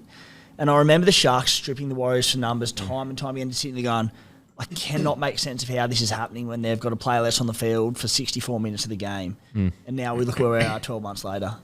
Amazing stuff. It is so exciting to watch. Now, in regards to specific performances, obviously Shaun Johnson, 3 try assists. Again, almost like a similar-ish journey to DCE without he didn't have the controversy, but Shaun Johnson, for some reason, was such a polarising player, but he never did anything wrong. It was almost like he was cursed by the fact that he had this incredible talent. So if any team he was in played poorly, it was like, he's a bad guy. Yet there wouldn't be a Kiwi fan or any rugby league fan that isn't absolutely loving Shaun Johnson getting the love he deserves as a footy player. He threw that pass to Rocco Berry, which was a sensational ball. I thought the one before that was even better. It was like a tunnel ball into a blind spot where he had to get it in front of Mitch Barnett, but he also had to get it on the outside shoulder of the second man. I'm not sure who it was. It was an unbelievable pass. When he let go of it, Chance was behind the first guy and he caught it on the outside of the second one. It was unbelievable. He's a freak, Shaun Johnson. Absolute freak. And look, I know a few weeks ago we were saying, it's arguable that, he's in as good as, career best form. I would argue right now, Shaun Johnson is playing the best rugby league he's ever played. I think this Shaun Johnson is better than 2011 Shaun Johnson. You are more likely to win a comp with this Shaun Johnson than 2011 Shaun Johnson. He might win Dally M. Shaun Johnson went to a grand final. Yeah, he might win a Dally M this year. Talk about like people like how polarising he was at the Sharkies, and I could never understand why, because he had his injuries, and like you can't hold injuries against a bloke. 2019 Sharkies played 18 games. He had 16 try assists.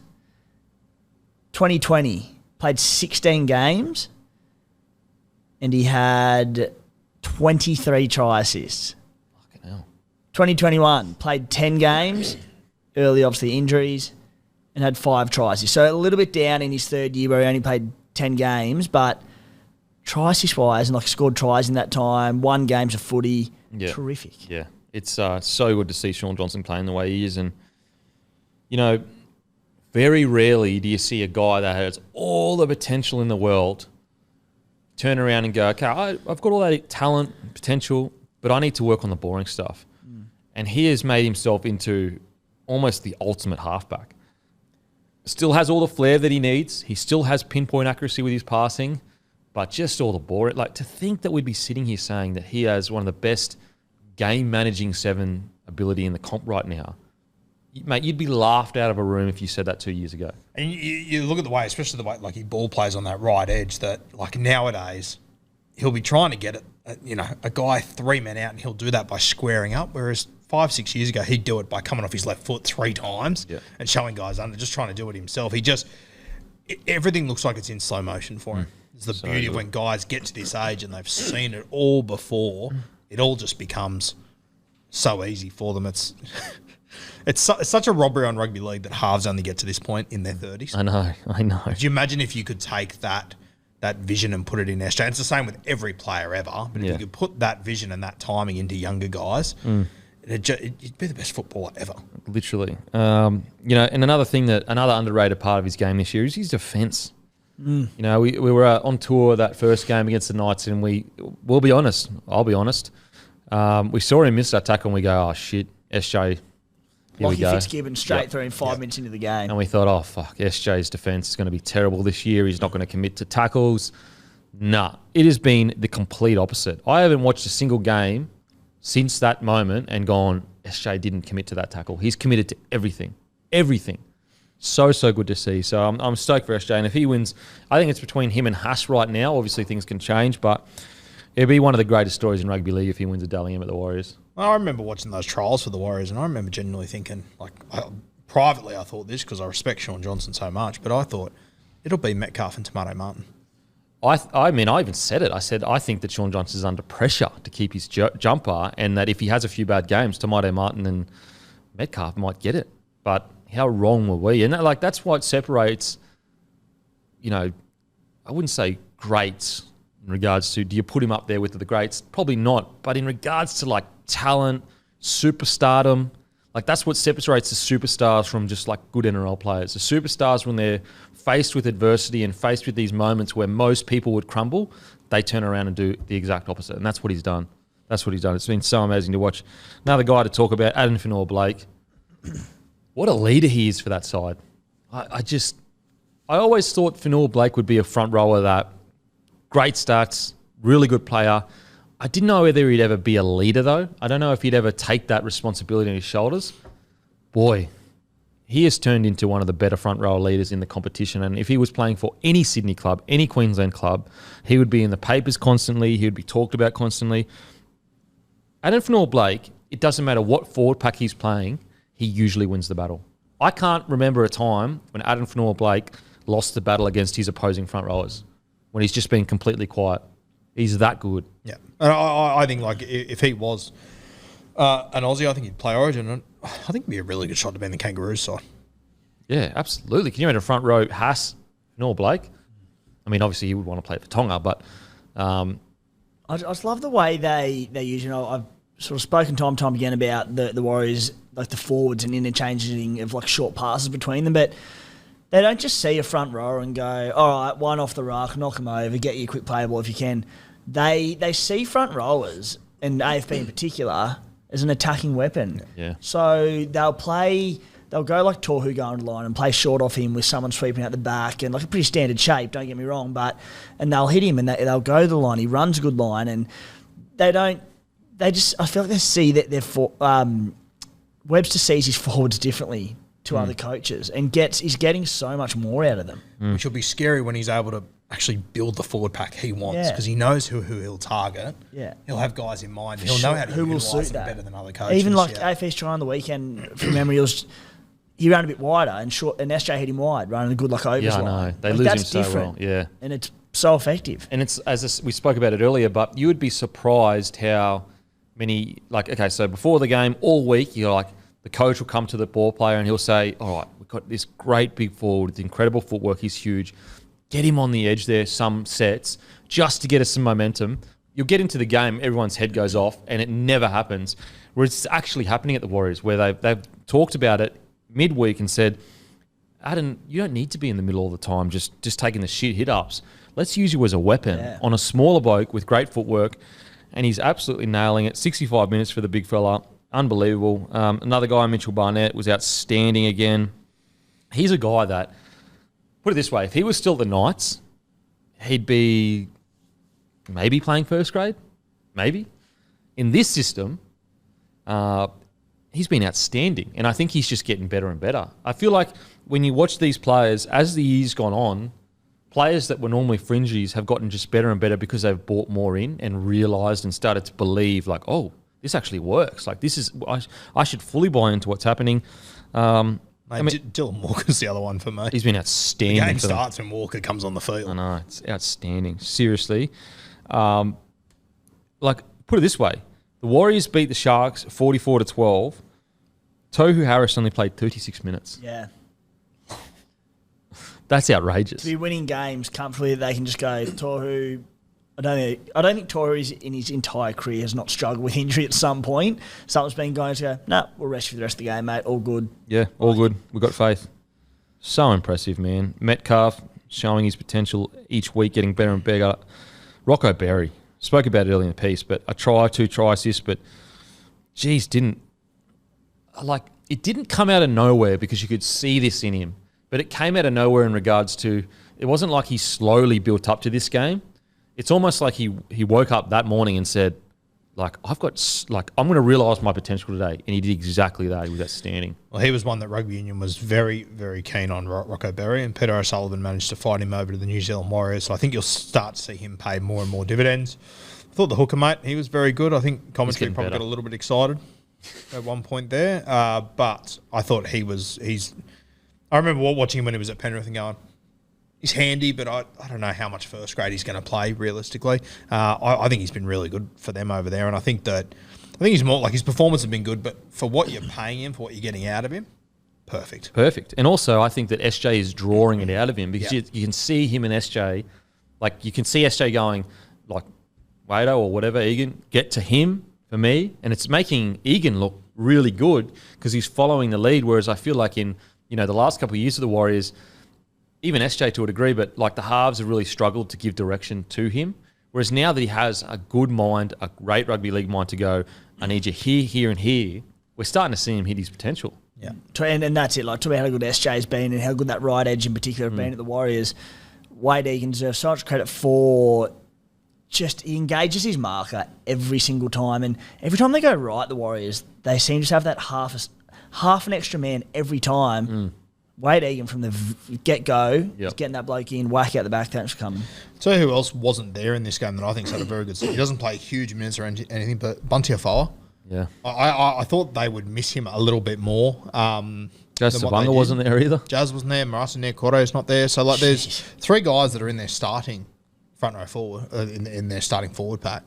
How does... Against the Sharks, it's a huge pack. Yeah. They're massive. How does Tamari Martin come back in? I think at the moment he doesn't. I don't think he doesn't. Nah.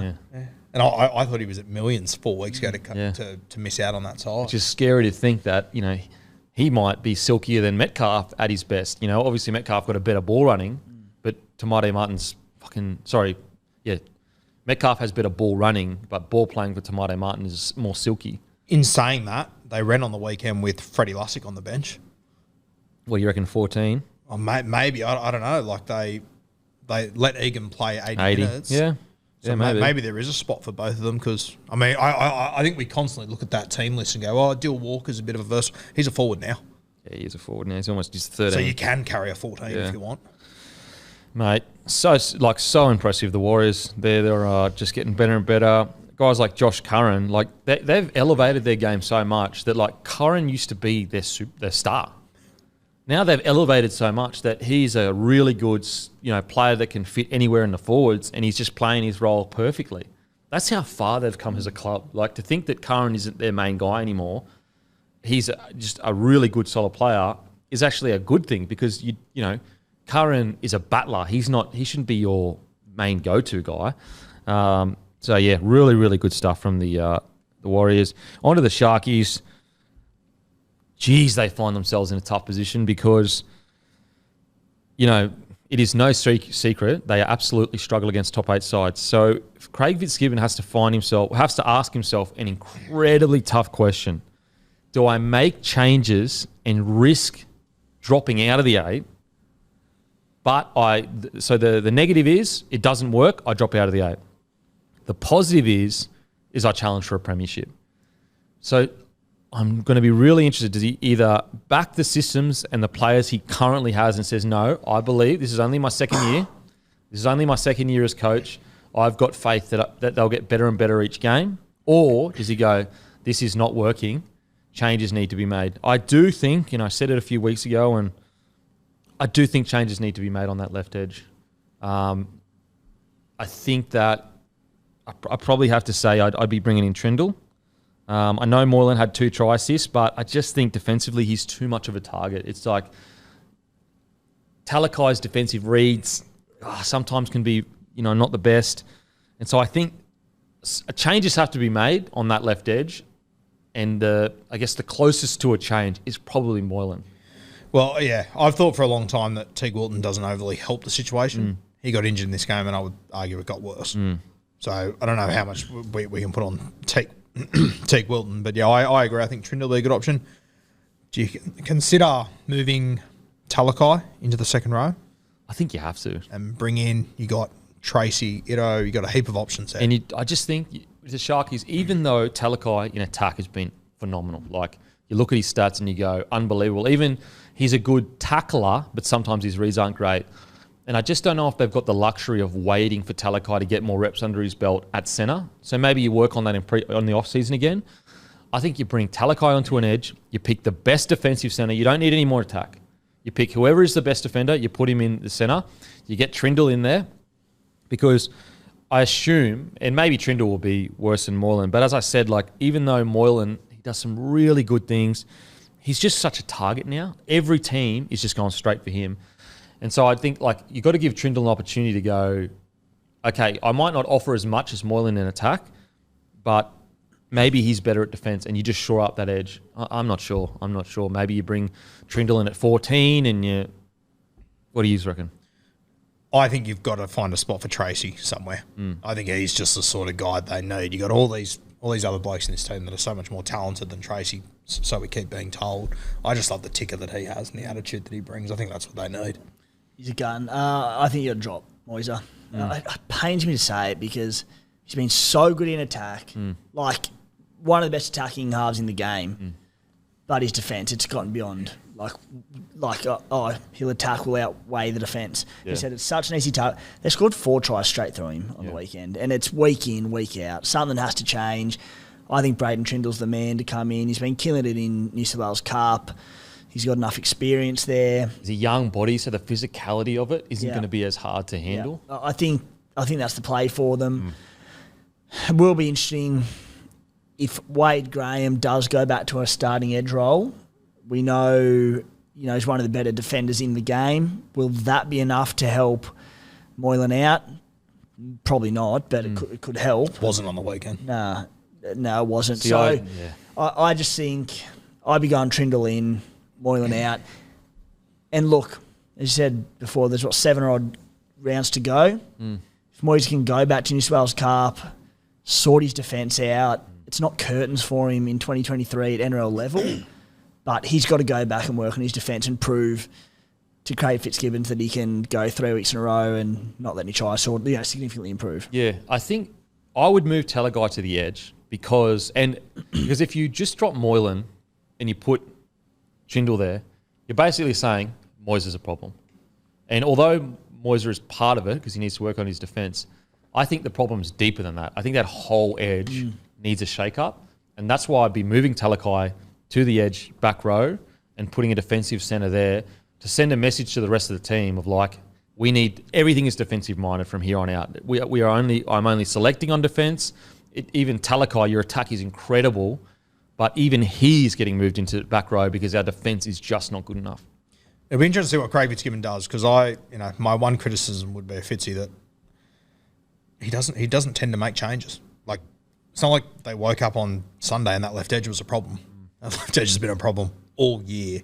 Nothing's changed the entire year, so it'll be interesting to see. And I know a lot of Sharks fans are very disgruntled that Fitzy refuses to make changes. He's got one forced change that he has to make with Wilton being out, but I think what he does with Moylan will be the big test. Yeah, look, I think from a fan's perspective, I understand the frustration, but there's so much more than, for example, by not making changes, he's sending to the rest of the team, I'm loyal. I'll stick by you through the tough times. If things aren't working out, you don't have to be worried about getting dropped every single week. And, we often criticise New South Wales of bringing guys in, dropping them. And now, I know that's one extreme to the other, but I think people need to understand Fitzy's trying to send a message to the rest of the playing group that don't play stressed out, don't play conservative and worried about everything. I want you playing confident and know that as a coach, I have your back. But I think it's gotten to the point where he's shown that loyalty. All the players know he's loyal, but the changes need to be made now. I think some guys have got too comfortable. I will say, just back to sort of Wado, while I do think Trindle needs to come in, Wade Graham has for many years been a rock-solid defensive player, one of the best in the game. Not saying necessarily has been in the last 12 to 18 months, but I think Wilton has struggled defensively there. It could be worth a week or two of trying saying, get the experience out there. Wado, he's a talker. He hits in D. He can be a bodyguard for Moylan. Just give it 2 weeks and have a look. It's not dire straits. They're sitting in 6. They're a game out of the 4. Give it 2 weeks, see if Wade can shore up that defensive edge. Because then you're only making one change, which has to happen anyway because Wilton's out. Give it a crack. Yeah, see, I'll be going wholesale changes because this has been a problem for 2 years now. They can't beat top 8 sides. And whilst, yes, they're 6th, they play Manly this week, then they go Panthers, South Sydney. They don't have 3 weeks to sort this out. No. If they don't get this sorted now, they will be out of the 8 before we know it. They could be out of the 8 in 2 weeks. And also, if Trindle doesn't come in now, you don't want to be bringing him in 2 weeks before finals start. You want to give him some time to work in that position. You want to give potentially Talakai time to work on that edge back row, or whether it's Wade Graham or whoever it is. I mean, maybe do you put Wade Graham at bloody 6 and defend him there and just think purely defence? Like Hines handles everything anyway. Hines plays both sides of the rucks. That's actually a very good shout. I don't think they need to because they have Trindle, and I think that'd be disrespectful to Trindle, but I see where you're coming from. Well, you put Graham at 6, you put Trindle at 14. Just fucking... I don't know. I just think that, like, defensive... Like, if you're... the thing with the Shark is purely defence. Like, they just need to work on their defence. What about your mate from Cooma, Williams? Could you play him on the edge out there if you were to play Wade Graham at 6? You could. Jacko played a lot of sort of edge coming through the grades. He's just a really big boy now. Yeah, I think I always wanted Jack, as he developed, to be an edge player because he's fucking unbelievable. He runs such a good line. He's got the fleet-footedness about him, but they've just put so much weight on him. Yeah. Built like a brick shit house. So I think he's probably a bit too big for an edge now. Put it this way. I feel like Wade Graham to 6 is a very Wayne Bennett move. Like, to just go, you know what? Yeah. I'm just putting a fucking defender there to hit blokes and defend that edge. Look, I think it should be considered at least. Now, maybe Wade's a bit too, heavy and old for that now. Maybe he wouldn't be good laterally. I'm not sure. But my first choice would be Trindle, Talakai at the edge. You bring in whoever is the best defensive centre, he gets put in there. Then the second choice would be just go Wade Graham at 6, Talakai at 4, and then whoever is the best defensive centre. I was just thinking then it's pretty radical, and I don't know how it would affect the middle, but I wouldn't hate just seeing them go, hey, Cam McInnes, go play on the edge there. Yeah, do a Ruben Cotter. Just sort it out. Just sort it out, because you know he will. Yeah, it's not a bad shout. Is Finucane back? Yeah, soon? if Dale's back next week, all of a sudden He's that back, becomes Yeah. I don't hate that. As I said, if I'm Fitzy, I'm just picking whoever is the best defenders and just sending a really strong message. Boys, I've given you so much time to sort this out and you haven't responded. I need to make changes. Like if you went Wade, Cam McInnes, and then you say to Sifa, hey, it's your fault now. else's fault, mate. Yeah. This is on you now. Yeah. Anyway, Sharkies. I think that Fitzy is a very loyal guy, but I also think that he is brave enough to make some really tough calls if this continues. I was just thinking too, like as far as the next 3 weeks go, Manly's the easier game. Tell me DCE isn't going to be sitting there licking his lips going, I'm coming at that left edge. Yeah, I've got Olakau'atu, I've got Kohler, I'm ready to go. Yeah. Yeah, especially like Kohler's speed on Talakai could be a real concern. Anyway, we'll see how they go next week.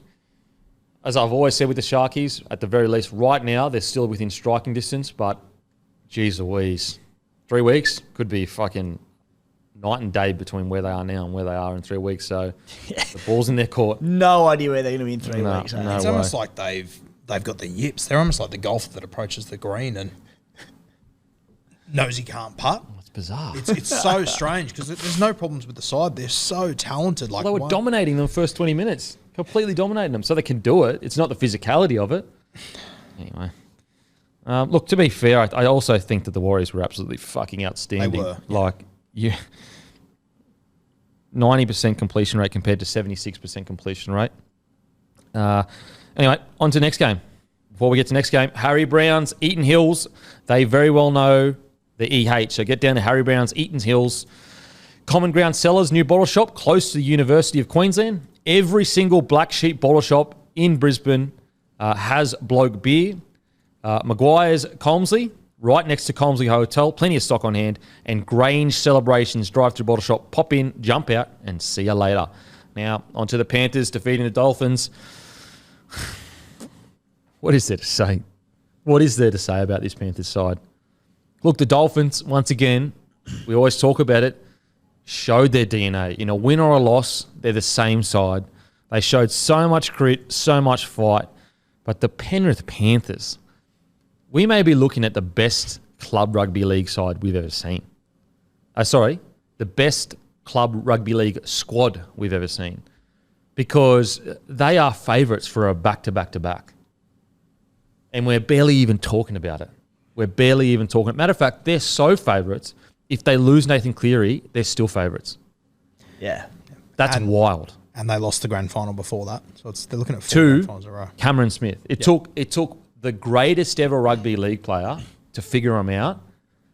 And at his most mature against their least mature. Yeah, when he was winning a Dally M in his last year of rugby league, this Panthers side is absolutely phenomenal. I don't want to talk next. I don't know what to add. Yeah. I was going to say, who'd have thought Jack Cogger had the best kicking game at the Panthers? Fuck.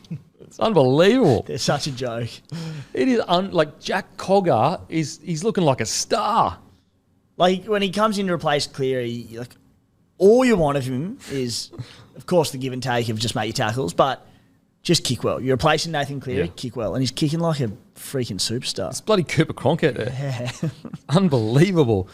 As I said, I still don't think Ivan Cleary gets anywhere near the credit he deserves. He lost Trent Barrett 3 years ago. He lost Serraldo and Webster in the same friggin' year. The only constant has been Ivan Cleary. Matter of fact, you go back 4 years now, he lost Gus Gould. Like, there has been seismic changes at the Panthers over the last few years, and yet they are exactly the same team. Look, they might be better this year than they... Like, for example, going into the games where they didn't have Cleary and they had Burton and Luai a couple of years ago, I was like, yeah, probably not the same side, and they'll be lucky to win. They're so much better now that they go into games and I go, they'll still win. Like, put it this way, this Panthers side, if they went up against a Storm, I would still have them as a shot to win the game. That's how good they are. Yeah, for sure. I'd back them. They did it the other week without Cleary. Yep. So I'm a bloody idiot. They did it. Like, it's unbelievable what they're doing. Unbelievable. I just love that post-Origin 2 and 3, mass restings. I think they won both games. And then there's going to be so much better for that. All those players come week 1 of finals. And the worst thing that could happen to the competition is Nathan Cleary resting in the middle of the year on top of losing an Origin series. So he's pissed off, he's rested, and his team is killing it. Yeah, they've rested these boys like their star Origin players round 17, round 20, got wins in both. I think they won round 16. There's every chance they've locked up a top 2 spot come round 27.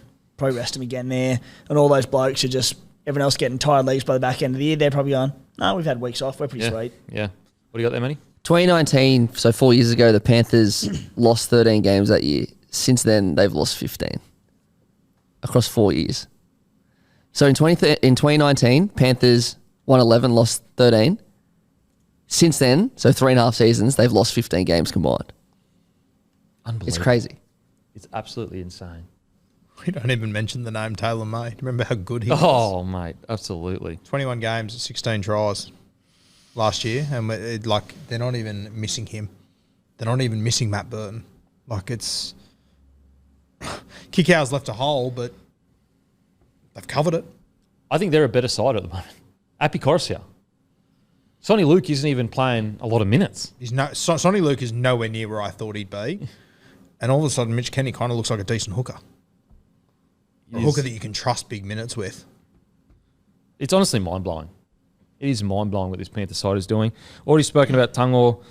Dylan Edwards getting through a bunch of work. But, you've got Leota and Fisher-Harris continue to fly under the radar as the best front row pairing in the competition. Now, I would probably rate... It sounds... Look, this is probably biased, but I reckon Carrigan and Haas are better. But when you really look at it, numbers don't lie. This is a back-to-back premiership winning front row pairing, and they're currently leading the comp, the Panthers. So, Haas and Carrigan may be the superstars because of Origin, because they're in Brisbane and whatever. But Leota and Fisher-Harris have been doing this for 4 years now. 4 years at the top of their game, hunted by everyone. And every single time they go, yep, sweet, let's go. They're incredible. They're the guys you want to go to war with, 100%. And all the numbers and everything might indicate the Broncos boys, which is completely fair play, but man, these two are the real deal. I think that Moses Leota, he is so underrated, it's not even funny. There's a lot of people that watch rugby league wouldn't even have him in the top 5. Wouldn't even notice him. It's unbelievable. He, the charge down, the dummy, the fen. It's not even the first time he's done that. He made a line break a few weeks ago and bloody scored and was dummying and offloading and flicking passes. It's crazy. And that's you never usually get that. He is known for snapping blokes. That's what he does. And yet here he is making line breaks and running 40 metres for a try. It's fucking... Jesus. Then you got Lindsay Smith. The big fella, just striding out. Actually, we forgot to mention, what about Tommy Hazelton from the Sharkies? I'm glad he got a shout. The big fella was flying down the middle. bloody pace on him, the big fella. Like it is just so impressive what they're doing. Hoskins has been outstanding for them. It's hard to, and when you look at their stats, like outside of obviously Tungor, but it's just so well spread. Everything is just really well spread. Everyone's doing their job perfectly, and to get the job done the way they did, it is so impressive. Jerome Luai, 100th game, 2 premierships, 3 grand finals, and he's 82 from 100. Jesus. 82% win rate. And he stepped into the shoes of James Maloney, and he's still at 82%. Craziness. Jerome Luai took Samoa to a World Cup final as a dominant half. Jack Cogger looked like the dominant half in this team in the weekend. Yeah. Yep. It's just so impressive. They had a man in the bin for 10 minutes. They'd like a bit go against them, and they're just unstoppable. They really are. Like when they're back at full strength, you gotta who's gonna go with them? Who's gonna go with them? Mate, that's what I think it makes them even scary towards the back end of this year, because everyone's going, is Nate the 7 for next year? And everyone, like, Jerome Luai played well in the first 2 games, I thought. Gets dropped for the 3rd, they win, and everyone goes, well, you can't be there next year. And Jerome's like, yeah, okay, sweet.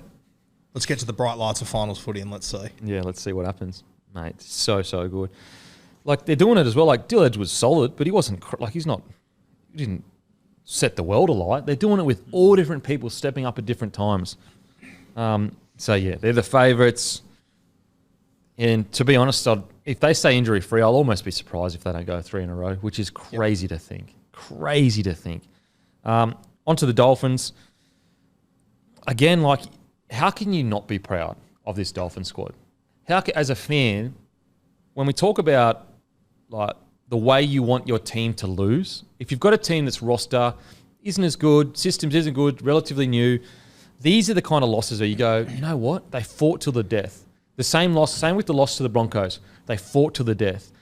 You can always be proud of a team that never gives up, and that's what the Dolphins do. I love watching the Dolphins play because they could be behind by 30. They're not giving up. They're not giving up. Not a single second are giving up. If you would have said at the start of the season when we were predicting what was going to happen to the Dolphins, we'd be sitting in round 20 and they were losing to the Panthers by 10 points. So massive win. That? Yeah, massive win. Yeah. What about Cody Nicarima at fullback? Jesus. He's been great. A try assist, 134 metres, 6 tackle breaks, 2 line breaks, 3 line break assists. Where the hell did this come from? Nicarima at fullback, outstanding. He's been brilliant, and I love. It was a bold move from Wayne to go, no, hammer to centre, who'd been killing it all year. Cody, we need him in the team. I do think if they're going to persist with this, they need to get Hammers as many involvements as they can. Yep. Again, throw back to it, but needs to roam, get him involved, get him snooping around the ruck. Any of that second phase play he needs to be involved in because he's the man in this team. Yeah. But, yeah, Cody's been terrific. How's his footwork when he scooted from dummy half for that try? Mate, unbelievable. He moved so far in one step. Yeah. It was incredible. He went from one side. Was it Lindsay Smith? I think the defender. He went from one side of his body to the other in one step. Yeah. He's this high. It was incredible. Just left him completely gasping for air. I thought it was good to see Harrison Graham get some more minutes. He's a goer. Has a red hot crack, tough as anything. He made 50 tackles and only 2 misses. I think he was also the first person signed for the Dolphins. But again, we talk about that DNA. First person signed, gets minutes, makes 50 tackles, 2 misses. Like recruitment from top to bottom, you need to have a criteria of player that you're going to recruit. And that's what the Dolphins have done. They have said, we haven't spoken about it much, but all of these players have come on the market. Not a single one has been linked to the Dolphins. Wayne even came out and said, not interested in Tino, not interested for Fafita. Ben Hunt wasn't linked. This is how strong they are with the direction they're headed. They would have so much money in the cup, it's crazy. Yep. And they're going, nah, we are only bringing people to the club that we believe. I think Wayne even said when they go, are you interested in Tino or David Fafita? He said, no, I've got faith in the players, I've got the club. That sends such a good message rather than going, oh, yeah, we'd be interested in that. Because like what you're saying to your back rowers that are currently at the club is, oh, okay, you don't believe in me. You don't think. He's just a master, Wayne Bennett, a real master. I'm so excited for the Dolphins moving forward because when Flegler and Herbie and Avarillo get to this club, now I think that Isaiah Katoa is going to be much better for the year in first grade. When those guys get to the club, it's exciting. How good's Jared Wallace been for him? He's been flying. Yeah. Like, he looks like a world beater, the big fella. Couldn't get a crack at the Titans. You mentioned Wayne just gives his back rowers so much confidence.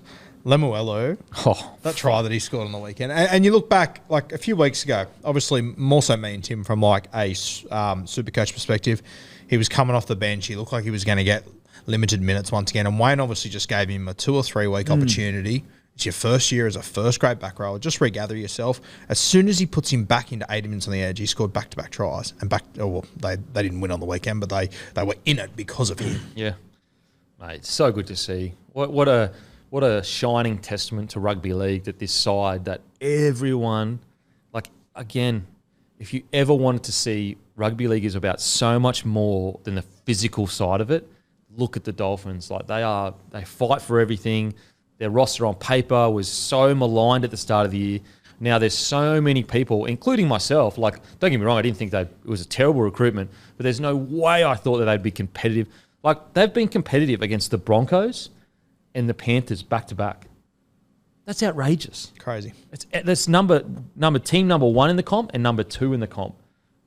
Even without missing a couple, like, what was it, Martin they're missing, Crichton and Cleary.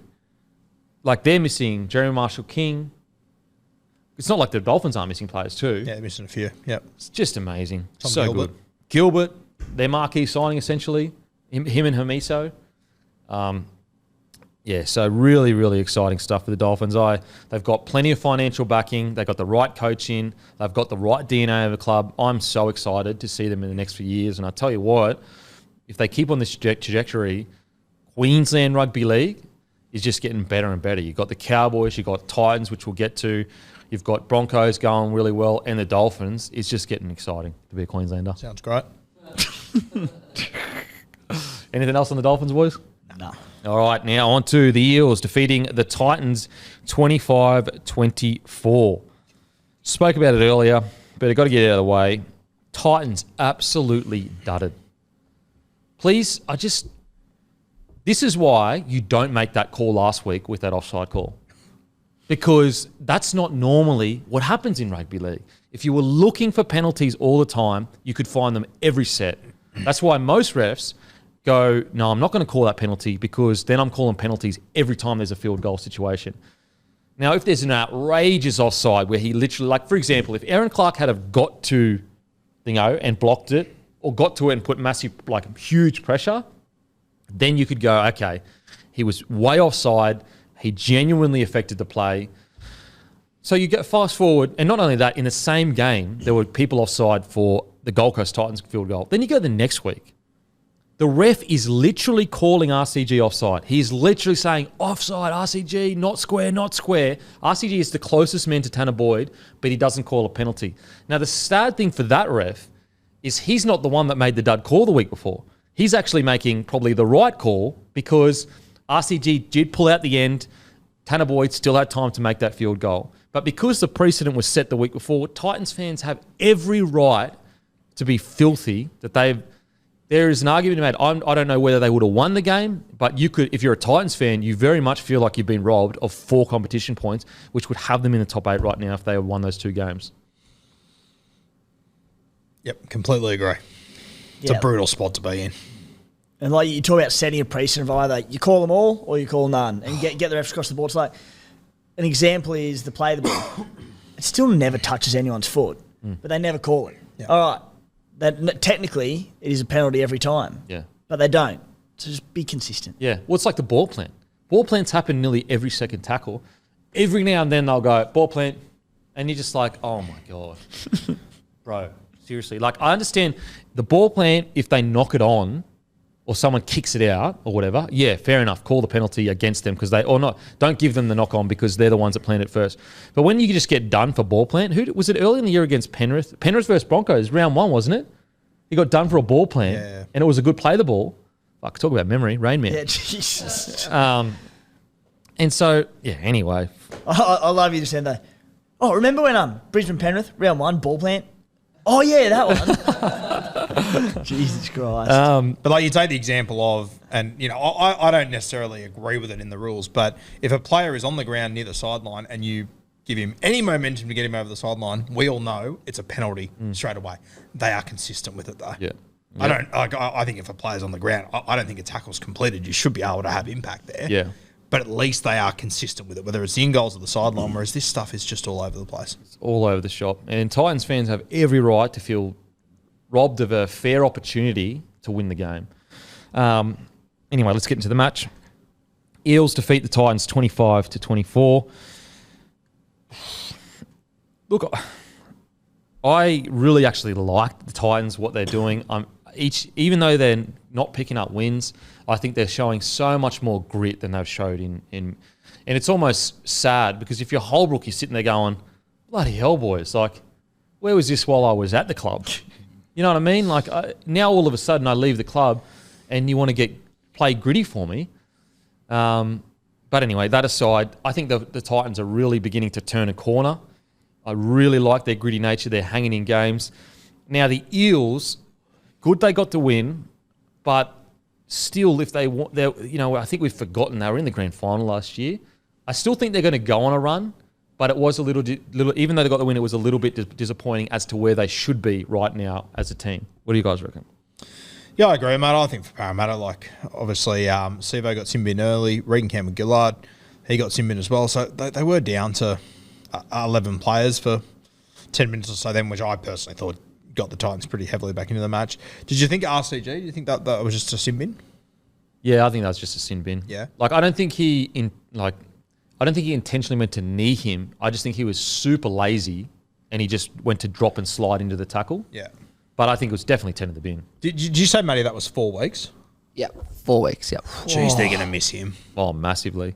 The reason why I say, the Eels, I guess, disappointing is, like, the Titans made 9-4 line breaks against them.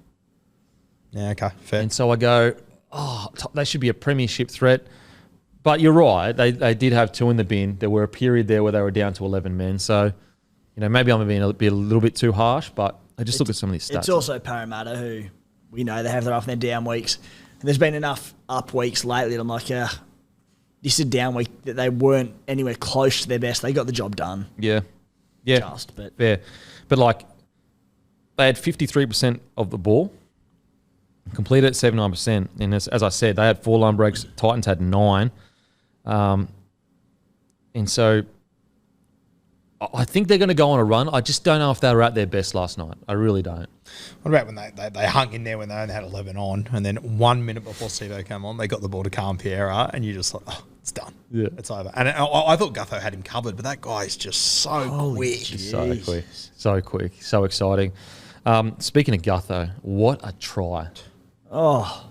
I couldn't believe the commentators were like shocked at it. I thought you could clearly see his knee hadn't touched the ground yet. Yeah, I thought so too. I thought it was pretty obvious that his knee wasn't in contact, and I thought multiple angles backed it up. Anyway, I mean, maybe the thing I wonder sometimes with the commentators, maybe they have small screens that aren't like 4K or like high def, and so maybe that's why sometimes they can't see certain things. But that try by Gutho, that was just pure competitor, to get there. It's Gutho to a T, isn't it? Yeah. Like I often think with Gutho, some of the things he does he does things in an ugly way sometimes. Like he'll reverse spiral or he'll flick it the right. Like he just does things in a bit of an odd way. But the effort he puts into everything is unbelievable. Geez, they're a different style with him in it. Yeah. Like, I think, what's insane is how crazy is it? Was it last year, the year before Max, but maybe last year, where people were blowing up saying he's not worth $750K a year? Yeah, plus. Are you serious? Are you serious? Gutho's not worth $750K a year. He is worth every cent of $750K.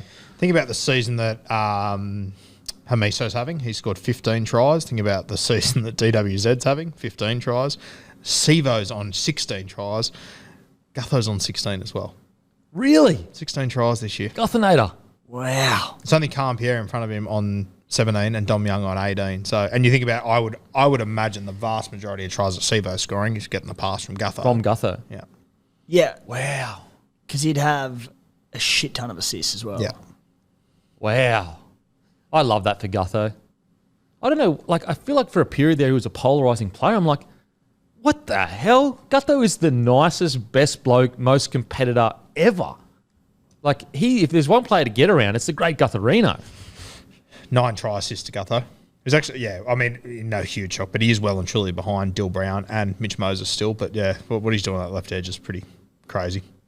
So I actually think the Eels, if they get Brown back relatively soon, can go on a real big push because Gutho played Origin, which will be great for his confidence. Mitch Moses, his confidence right now is literally through the roof. And his defence, once again on Fafita. 4 of his last 8 NRL rugby league games have been defending Fafita. What a Gia. Oh, and you want to say, if anyone doesn't believe Mitchell Moses is a gun defender now, you're kidding yourself. 4 games against Fafita and he did a job. What a joke. Fucking hell. He must be looking at the team sheet going, what the fuck? Jesus. Once again, I think a lot of that credit has to go to the coach. Brad Arthur doesn't get anywhere near the credit he deserves. And I mean, you look at all the second rowers that have come to that club and turned into guns, and if you just cannot find a better example than Bryce Cartwright. Bryce Cartwright. His career for me was over 5 years ago. I keep thinking every week when I'm chucking on the same game, I go, who's running at Bryce? Stop doing it. It doesn't. He has improved out of sight. Most improved player in the NRL right now. Right up there. Yeah. He is. Like, the game on the weekend, he was like a rampaging back rower. When have we ever thought Bryce Cartwright would be a rampaging back rower? And you're right. Once again, Brad Arthur has turned a player that has struggled into a gun. Like, look where Mitchell Moses was when he came to the Eels compared to who he is now. Yeah. Look at Gutho. They didn't even know what position Gutho was. It's like Cardi's just adding a teaspoon of cement to his Weet-Bix every morning. Every morning. He gets a little bit tougher every week. They had that run. I can't remember it exactly, but he just pinned his ears, went Carmichael Hunt full throttle at them. Yeah. No self-preservation. I was like, who is this bloke? Mate. I love to. There was a run that he did where he got a penalty. And he stood up and the play was over, they got the penalty, and he was still wrestling guys off him and then stepped over them and then went back to his spot. I was like, that's unreal. Yeah. That's what he was like when he was 16. He was a maniac. Yeah. So good to see. And once again, it's all about environment. It's all about coaching. Like, there is not a single soul that would have said Bryce Cartwright will be an aggressive, strong battler. And yet he's been put in an environment that somehow relates to him and brings the best out of him. And he's been outstanding for them this year. Outstanding. I mean, he's keeping a guy like Matto on the bench. And he's stepping into the shoes of Isaiah Papali'i. Yeah, I know. Fuck. Jaman Hopgood got through 1,000 tackles, 120 metres, and he made 40 tackles, 0 missed. Also, Brendan Hands, 47 tackles. I'm really excited for Brendan Hands. I really think he's cemented that position now. I think so. I think it's like not even a conversation as regards to when Hodgson comes back. Obviously, you could bring him off the bench maybe and get Hands to play, 60 minutes or whatever. But I think right now the future for Hands is super exciting. Like he's got that spot. He almost reminds me a little bit of like Blake Brayley to a degree in regards to they come in and they're just really solid, good hookers with good service. But as they get more confident, I think we're going to see more and more from Hands in the future. I mean, he can't be that bad. He was part of the Penrith school system, so he must have something going on about him. Must have something going on about him. I think he's also played a bit of 5'8" and stuff too, so I think he's got a little bit more creativity than what we've seen so far. Yeah. Yep. So, look, as I said, like, I still thought that, like, for example, I still think the Eels could have played a little bit better than they did. But you're right. They had 2 sent to the bin.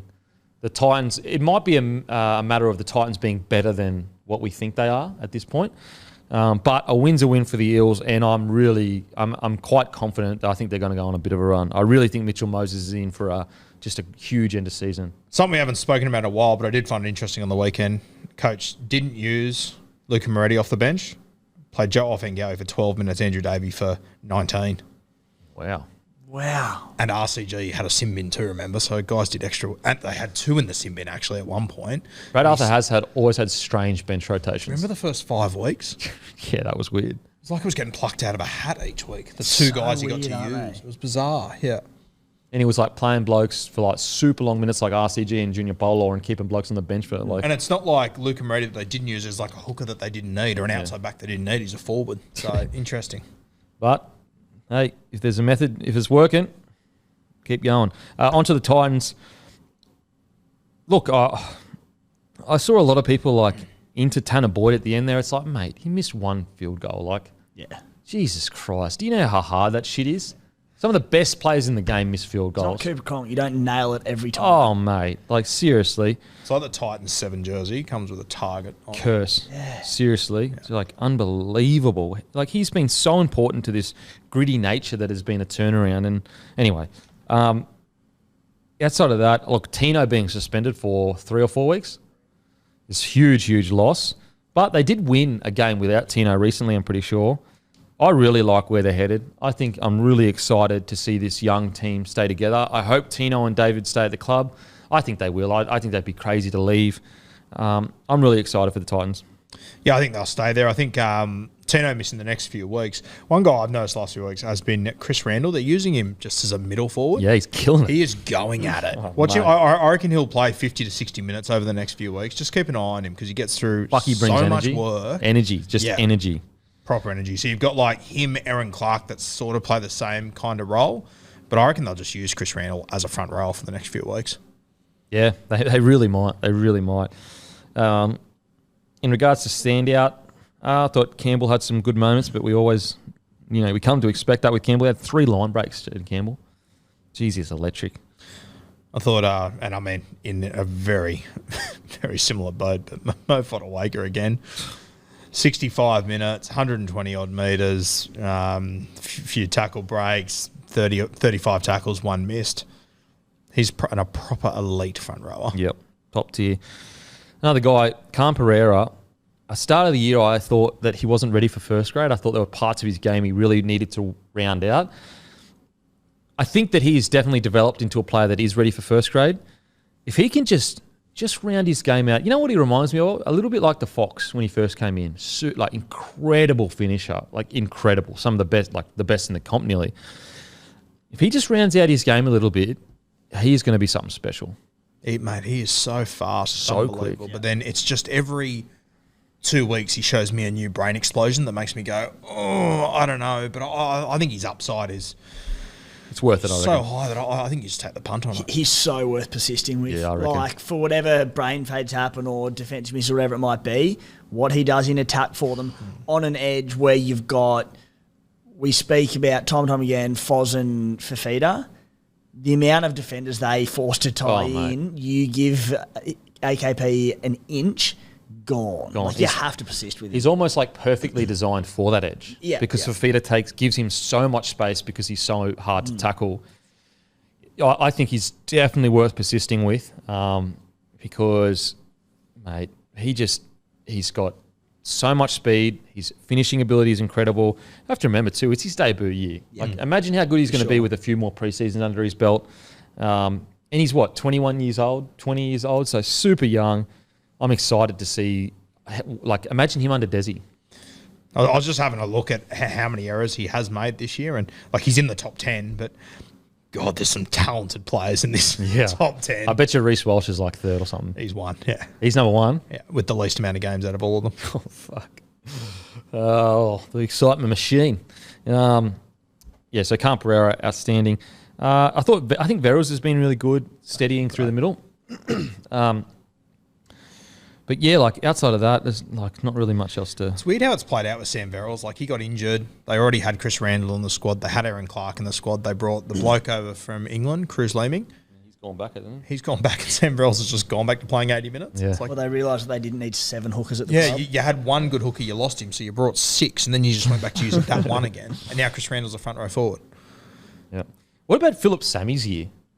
Another 229 metres. Far out, man. 53 post contact, 4 tackle breaks, a line break. He's a good character of the game too. So yeah, he is. He does. Starting to get to know him more and more. Yeah. I like him. And I think, like, as a fan, understanding that he's usually trolling. Yeah. You know what I mean? Like, he's usually taking the piss.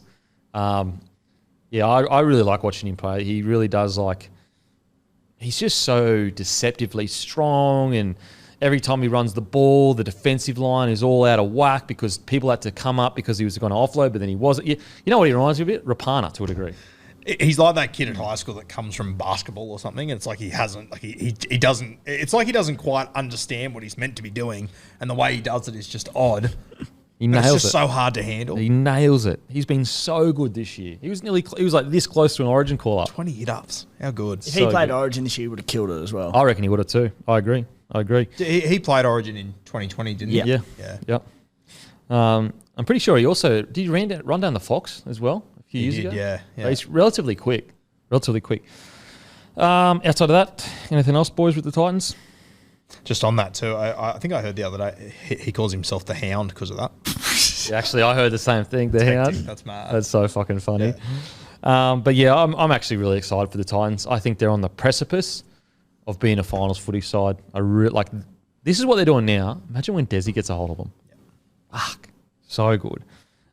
Anyway, let's get to tips for next week. St. George paying $1.67 right now against the Tigers, $2.22. I'm going Dragons. Dragons. If everyone's going Dragons, I was thinking maybe I'll go Tigers just to fucking... Anyway, I'll go Dragons. New Zealand versus Canberra. $1.44 New Zealand, $2.81 Raiders. I'll go the Warriors. I'm going the Raiders. Warriors. Going Warriors. Rabbitohs, Broncos. Rabbitohs $1.68, Broncos $2.19. Assuming Latrell's back, I'll go the Bunnies. What a game of footy. Oh, mate. Rabbitohs. It's at Sunshine Coast as well. I'm going. Yeah, so it's South's going home game. Broncos. South's I'm home going game, but it's in Queensland. Right. He's already making excuses, but whatever. South's to win. Easy. Easy. Clip that up, you fucking dog. Geez, that's a dagger for the Bunnies. We don't play in Sydney. We play Oh, Don't get him fucking cry started. me a Don't do river. this. One Fucking hell. One Is there more some Sydney kind of game. Timberlake agreement? down there. Jesus Christ. Yeah. You know what? He's back. He's trying to pick up allies going forward. Yeah. Hey, just remember he was putting shit on you at the start of the show. I'm going Bronx. Titans paying $2.16, Roosters $1.70. This is interesting. Far out. That's tough. I'm going to go the Titans. Oh, Tina, shit. No, I'm going to go the Titans. I'm going Roosters. Surely. Fuck. Surely they turn I'm it going to go around. the Roosters. Yeah, I'm going Roosters. I don't know though. Newcastle Knights $3.29. Melbourne Storm $1.34. Storm. Storm. I wonder what the 1 to 12 is. Storm. Yeah. $2.95. Okay, North Queensland Cowboys $1.68. Para Eels $2.19. North Queensland. Cowboys. Cowboys. Panthers $1.04. Bulldogs $11.50. Oh, Penrith. Penrith. Sharks $1.43. Manly $2.86. This is a tough one. This is a fucking tough one. Oh, I'm going to go Sharks, but I've got no confidence whatsoever. Sharks. Sharkies, yeah. Do it. Sharks have broken my heart so many fucking times. He won't do it. Old Keyhart Camp. Oh, this fucking Timmy the Tin Heart. Jesus Christ. I'm going Manly. They broke my heart. I'm sorry, Sharkies. I've been loyal for so fucking long, and you just break my heart every time. Sharkies. Sorry, Manly. Good. When I jag another point on the tipping and you say, it's because of the Raiders bias and you got us on that game, Warriors 5-day turnaround, Raiders coming off a bye, there's no bias about it. Oh, give me a break. Pure bias. I'm going Manly. Anything, beers and break even 3 o'clock Wednesday? Correct. We'll see you on Wednesday. See everyone on Wednesday, and as usual, I'll go and fuck myself. Thank you. What's gambling really costing you? For free and confidential support, visit gamblinghelponline.org.au.